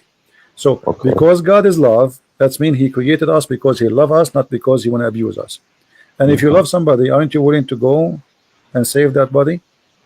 You do. Yeah. So it doesn't matter how small we are, and we are nothing for him. But he is an absolute loving. His love, his nature, this is his nature. It's like saying, why love? You say to somebody, why love is why somebody Why somebody he go and he like his family is in the house, he jump inside the house, there's a fire, and just to save his child, he would die there, because this is love, my friend. Yeah. It's something you cannot explain, because it is more than we can explain. God, he created such a thing, for this is coming from him. He is the source of all love. So when a woman, and the other day I saw a video, I don't know if you saw it in the internet, where there is a dog, a female dog, she put her babies in like a hole in, you know, in the ground, and then the ground collapsed. And if you see this dog, you know, they are trying to dig the ground to save the puppies, but the dog, she keep jumping in, and she wanna push the you know, she is so crazy to she's a dog, but yet she knew she's a mother, you know. You see how amazing it is. So you ask yourself, okay, why she is doing that? She might die too, but she don't care. She is not thinking. She wanna go and save them. And even the rescue, they are trying to take the puppies from the ground. She is bothering them because she keep jumping. They push her away, and she keep jumping. They cannot use tools to take the rocks. So this is amazing love, which is created by God. He put it inside those, we call them mothers, even if they are animals. So love cannot be explained, for it's a miracle of God, and God is a miracle. Okay. I mean, yeah, I have to, because from coming from this, you know, the Islamic point of view, I've always thought almost like Christianity is almost like its own cult. And you see, when you say cult, my friend, when you say cult, what will make a cult a cult? Cult, if the leader, he want to have sex with our wives. If the cult, he want our yes, it's about money. Cult is about money, sex. This is what it is about, you know. So did the Messiah did that? No. Did he ask her for any return? No. Did he ask for money? No. Read the whole Bible. He did not own anything. He had nothing, you know. And remember, the Messiah, even the Quran confirm, he can raise people from death. Is that true?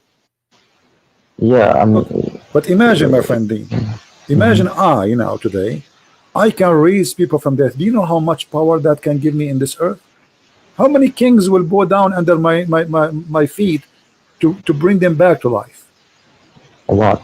They will give me all their kingdoms. This is amazing power. So, but yet the Messiah, he had nothing. He never asked for anything. He never asked for money. He never asked for Muhammad. He gave himself a privilege. So this is how you know the cult. The Messiah, he gave himself. He did not ask us. It's the opposite. So how do you know he raised people from the dead? Or how do you know? Well, you know, you see, we as a Christian, we witness miracles in our life every day.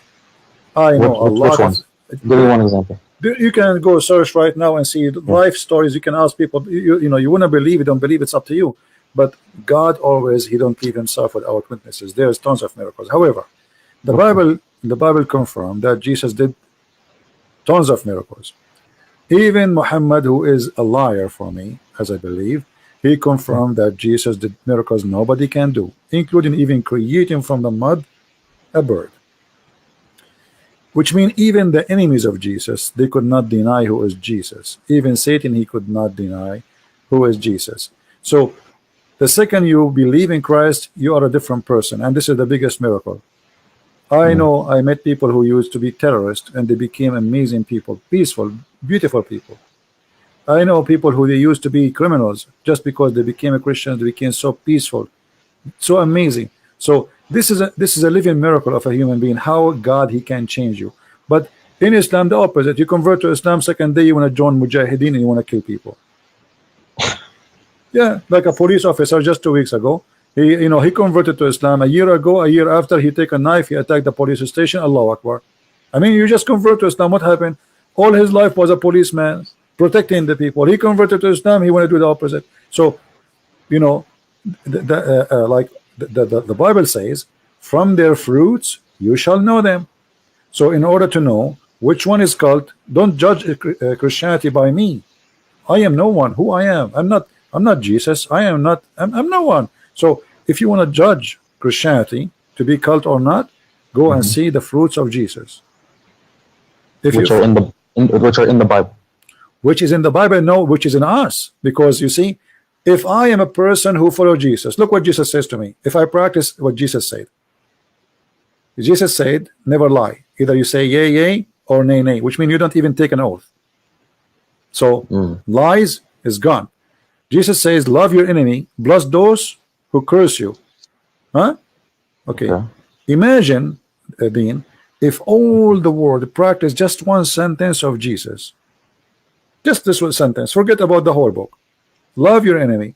What do you think will happen in this earth? It'll be better. What? There's going to be heaven. Yeah. Right? We will not need weapon. We will not need army. Do you know how much we spend money on in stupid war machines? Most of our, even poor countries, they spend most of their budget in war machines. Their people are dying, but yet they are spending trillions of dollars in buying rusty steel. So a human being life can change if we follow Jesus. Jesus can change you, my friend. Love your enemy. But you know, the Bible, I mean, he doesn't just say love thy enemy. There's this. The Bible also condones slavery. God, you know. No, that's not true, my friend. That's not true. You see, this is all is wrong understanding. You see, the Jews, they live by the law, eye for an eye. So, which means the Messiah, he says, don't do evil. Don't do evil. Don't be like them. So when he says, if somebody slam your right cheek, give him the other one, and it says clearly, don't do evil as they do. So the Old Testament, it's about people who want to survive. The Jews, you see, if we want to be honest about what happened, we cannot judge the Jews who lived 3,000-4,000 years ago by what's happening today. At that time, the Jews, they've been taken for hundreds of years as slaves, the whole nation. So you are asking the Jews that you cannot treat your enemy the way they treat you, but your enemy can treat you as they wish, and that will prove that you are a good person. That's what you are saying to me, right? So I can come to Deen, I can take his wife, I can take him as a slave, and this Deen, he's a good guy. So what he will do, his job is to let me do it. This is what you are saying, right? Yeah, but this is not real. This is not, you know, this is like just a fantasy of philosophy. You know, those people, they are real people who live in a certain time, and the time is extremely harsh, extremely bad, and they have to survive. You heard that the Jews, they've been enslaved by the Assyrian, correct? Yeah. Okay. The whole nation been taken. I mean, imagine the whole nation, not like a 2 or 3. They took them, all of them. The women, the children, the goats, the cows, everything. And the same happened to them by the Egyptian, correct? Yeah. So in order to judge somebody, we judge him by the time he lived. Muhammad, he came 600 years after Jesus. So after Jesus said, love your enemy, making a human being live forward, higher standard from before. Things is changing forward. Muhammad, he took us back to the cave time. Well, I don't agree with judge someone by the time they lived. I don't know about that. No, we have to agree. Like imagine you say to me, we have a law for cyber crimes, right? Okay, but at that time, what if imagine you make a cyber crime law at that time, people will laugh at you, right? Right. Okay. Right. So everything have a timing and have a reason. So when you know, like you said to me about the law, like Musa says to his people, do this and do that, but most of those things, if Musa says those things today, people will laugh at him. Right. Yeah. Because what, you know, like imagine make a law, you have to go away from the camp when you do your you know, like the call of nature. I mean, we have the bathroom just a few steps away from our house. So every, you know, in order to judge an order, you have to judge it by the time it happened. First, we have to see if it's justice. We have to see if it's evil. We have to see how those people are treated. Those people, they have a very savage life, surrounded by savage, surrounded by people believing in slavery, surrounded by people who don't believe in God, surrounded by people believe in killing and kidnapping and taking your money. This is how what they have around them. It's like those movies. If you see those movies, fantasy movies, like they show you crazy people, they have very weird hair and they have trucks and guns, and they chase each other and they kidnap them and they put them, make them as slaves. You know those fiction movies. This is exactly what was happening at that time. Ugly, very ugly life. You are not sure if tomorrow will come, and you are free. This is the situation. Your neighbor tribe can attack you and take you as a slave, and that's it. You lost your freedom. So the slavery was okay back then. It's okay. This is what people. This is the evil of the people. They are doing to each other. So you know, let me show you something from the Quran. You see, Muhammad, because he associated himself with the Jews a lot. So Muhammad, he understood the law of Moses very wrong. Look what he says in the Quran. Look with me in the screen. Muhammad here is trying to be a Jew, but he tried, but he got himself busted. Oh, who you believe, retaliation is prescribed for you in the matter of a murder. So this is a matter of what? Murder. Yeah. Okay. The free man for the free man. Yeah. And the slave for the slave. And the female for the female. But this is not what eye for an eye is. Eye for an eye. If you kill my wife, I don't go and kill your wife. I kill the one who killed my wife. This is eye for an eye. You know what I mean? Yeah. If you kill my slave, I don't go and kill your slave. Because the slave did not do anything. Why I want to kill him? The free man for the free man, and the slave for the slave, and the female for the female.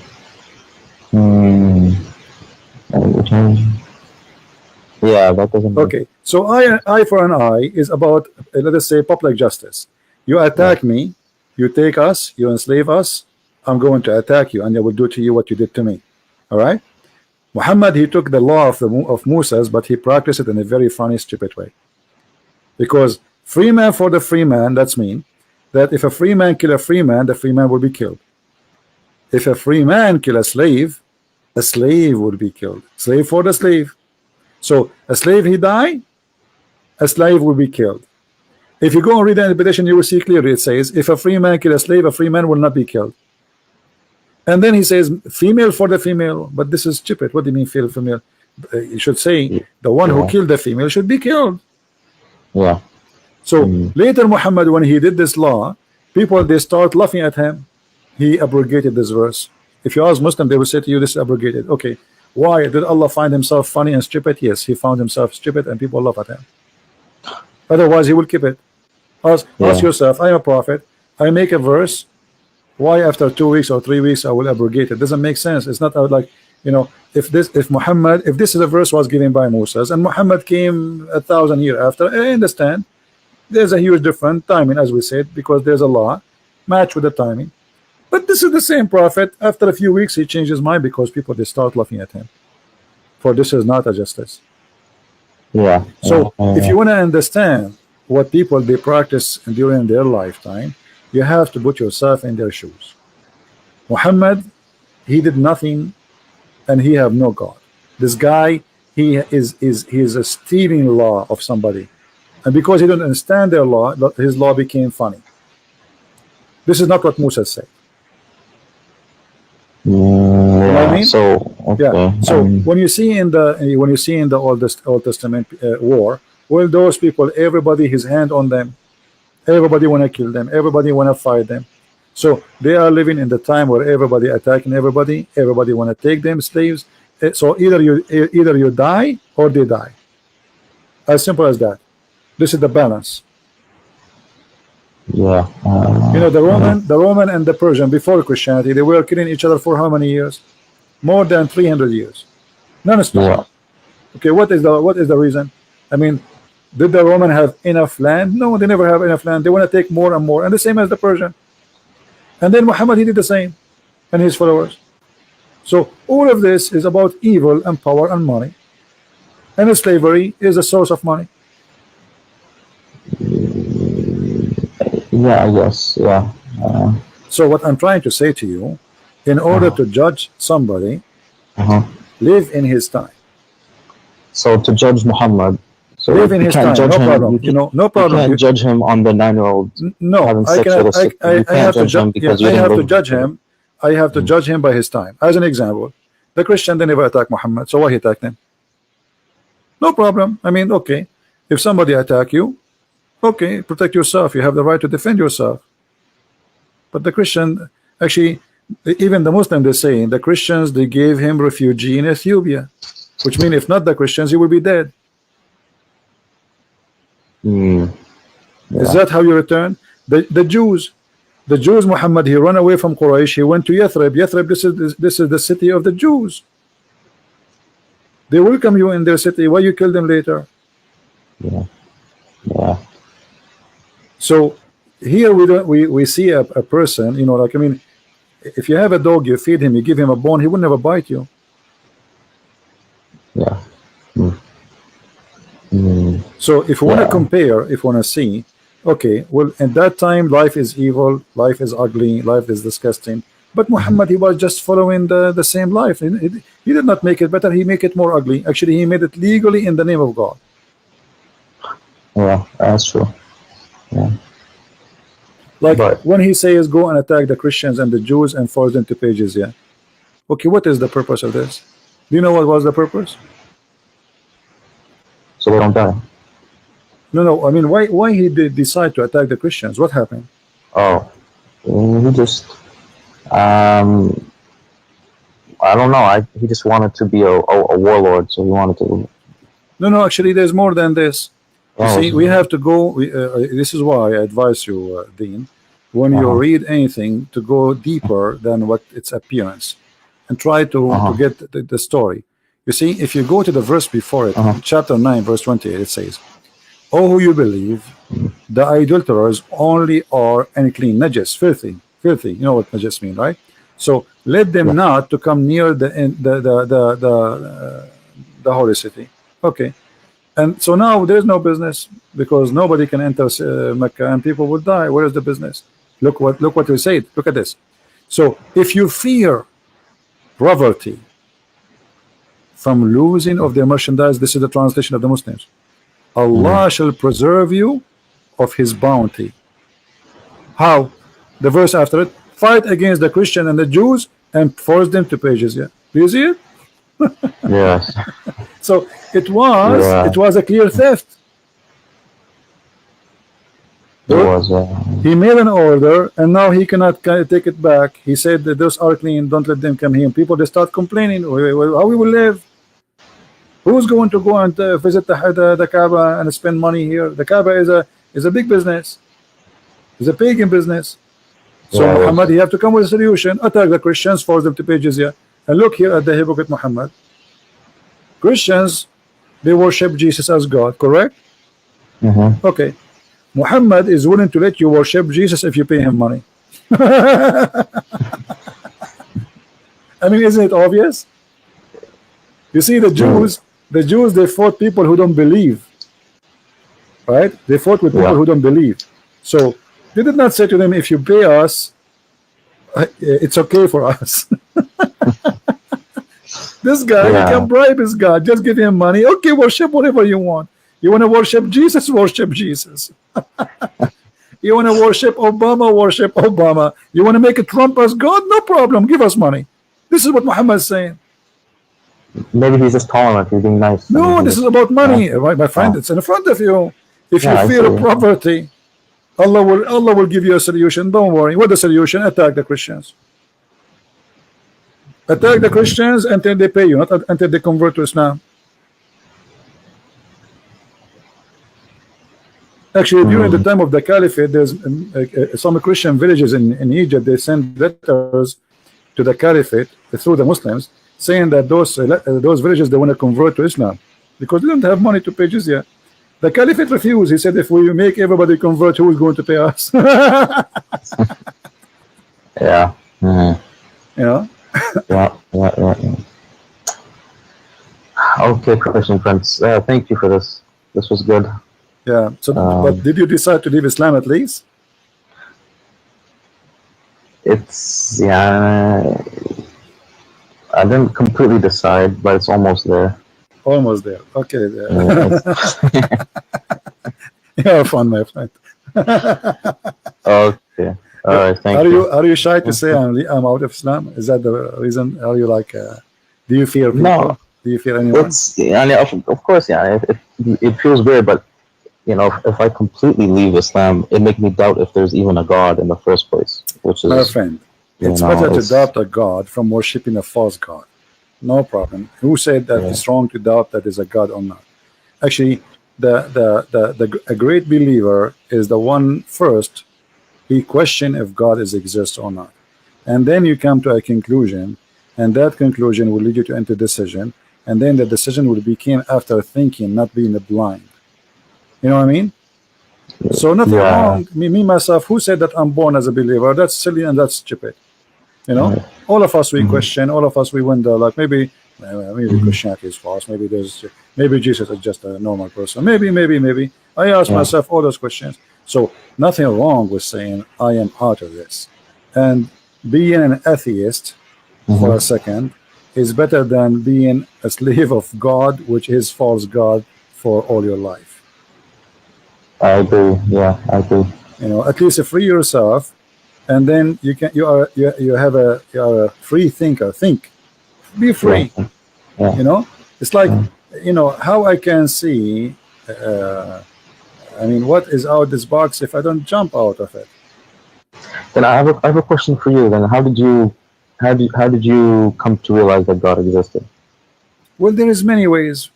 You see, the first thing will take my attention is how deep the teaching of the Messiah. When you read any of his statements, you will see that even though he spoke 2,000 years ago, even though you are reading a translation, which will make it less, let us say, I mean, it's like we lose a lot of let us say, the language power, but still you will see that you feel something. It's like speaking to you about you. It's not about Jesus. If you open any chapter wherever Jesus he spoke, you will find that he is talking to you about today, your life problem, not about something happened 2,000 years ago. Which means this message is very special. It doesn't expire. It's not about certain time. It's about you and God. It's not about all people. It's about you as a person. So speak to you in a very personal way. I never read the Bible. I never read a speech of the Messiah, even though I did read it 100 times. Each time I read, I learn something new and I feel something different. When I read the Quran, I was always feeling something. Sometimes I cried too. So maybe because this is under the influence. You cry from what? From this? Yeah, or just listening to it sometimes. My friend, maybe because you are not having a deep thinking.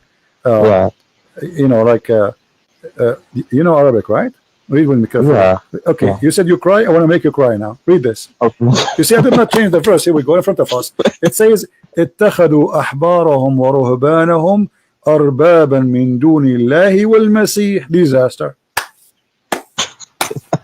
Here we go. I told you will laugh. Here we go. What kind of religion this religion is? This is Arabic? How you say they took their monks and rabbi as gods instead of Allah and the Messiah? Yeah. And then the Muslims, in order to fix it, they say, no. Here Al-Masih go back to the Wa'id go back to Ahbarahum wa Ruhbanahum. I never heard of such a thing. It says it clearly, they took their rabbi and their monks as God instead of Allah and the Messiah. Anyone who speaks Arabic, he will notice the Quran saying that you should take Allah and the Messiah as God. But in the translation is different.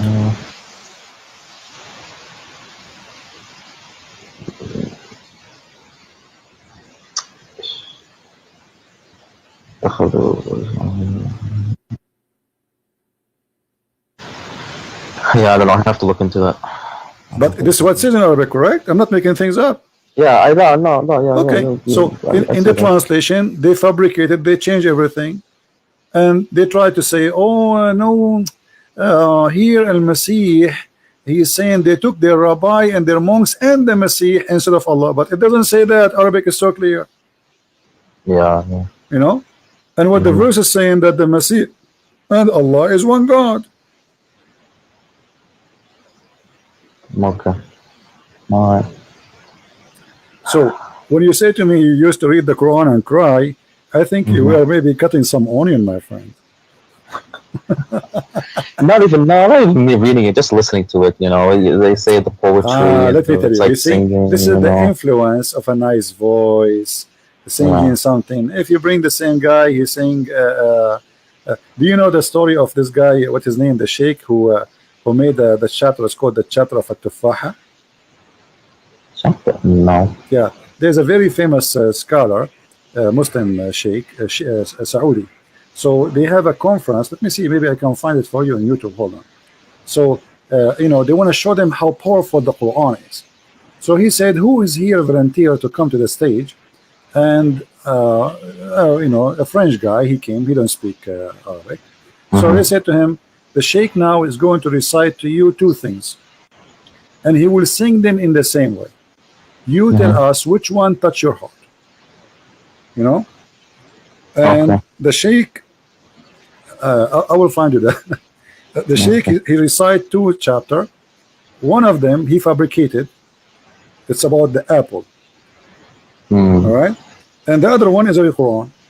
And then he asked him, which one touched your heart more? The French guy, he said the chapter of the apple. Here we go. Do you see it in the screen? Search for it. الشيخ العريفي يقرأ سورة التفاح. And this is the guy. Here we go. This is the French guy in the stage. It was a horrible. The guy, he said, okay, listen again, I will repeat it for you again. I don't see, well, I don't, no, I don't see it yet on your screen. Hopefully someone can put it in the chat so I can, oh, okay. Yeah, and this is the French guy. Al-Arifi is very, very famous person, you know. So, and this is the French guy, and the guy here is the translator, and this is Al-Arifi. So he was saying to him, okay, I will recite for you a chapter, two chapters. One is a true Quran and one is a fake Quran. You tell me which one touched your heart.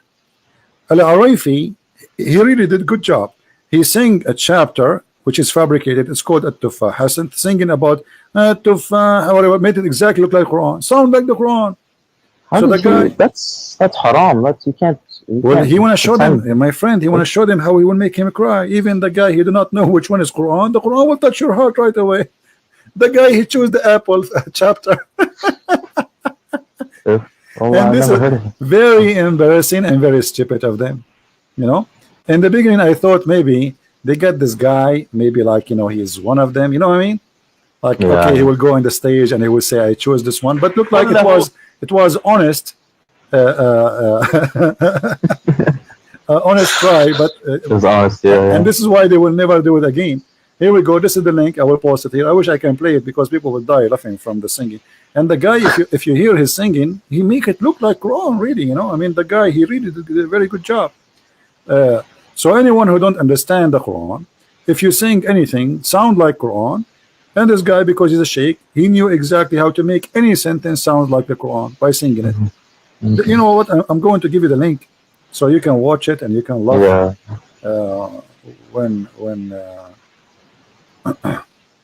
Okay, so hello. What you're saying is, you know, the Bible is from God because when you read it, you feel something. Always, my friend. God. That's what you're trying to tell me. That's not only you feel something. Okay. You see, there is a present of God in the words. Which means you feel something will change you, not something just will touch you for a second and will go. You will change. You will be a different person. So it's not just like, okay, you know, if I go in a hot room, I will get hot, correct? Right. Okay, if I go outside in the cold, I will get cold. But this has nothing to do with God. When I am in a hot room, I will be hot, right? But if you are really a person who adopt what you just learned, that will change you. It's not about now I'm crying. It's not about I feel something. It's Okay. about I will be a different person. This is why we Christian, I don't know if you heard this term, that we say we are born again. Yeah, So I've heard. with the Messiah, we will be reborn again. Is that physically reborn? It is more than physically reborn. It's about me being a new person by Christ. So me yesterday, I when I was a kid, I don't know how age is yours. When I was young, if I see a person looking at me, I want to fight. If I see a fight in the end of the street, I run there just to join. You know, I used to be a totally different person. Just tell me a fight, I will be there right away in 2 seconds. Don't tell me why. Don't tell me what the reason. You know, I remember once there's the one guy fighting two guys, so I took the side of the one guy because it's not fair. So I took the side, and then we finished the fight. The other two guys, they ran away, and then the guy, he says to me, "So do I know you?" I said, "No." Do I know you? I said, "No, you don't know me. I do not need to know you. Why I need to know you anyway?" So he said, "Why you joined the fight then? Look what happened to your shirt." I said, well, none of your business. Just go. Otherwise, I will fight with you too. So I saw that the guy, he's alone, and he's not equal to them. He is a little bit short, and they are taking advantage of him. So I joined the fight of the guy who is weak, and I believe this is the right thing to do. But I used to be a different person since I became, you know, in touch with the Messiah. I like, let us say, the process of a changing continue. It's not just something would happen in a second. It's going to be a process. It's like a train going in the right direction. Okay. Got it. All right. Thank you, Christian Prince. All right, I have to go. All right, my friend. Take care. Okay, you too. Bye-bye. Bye.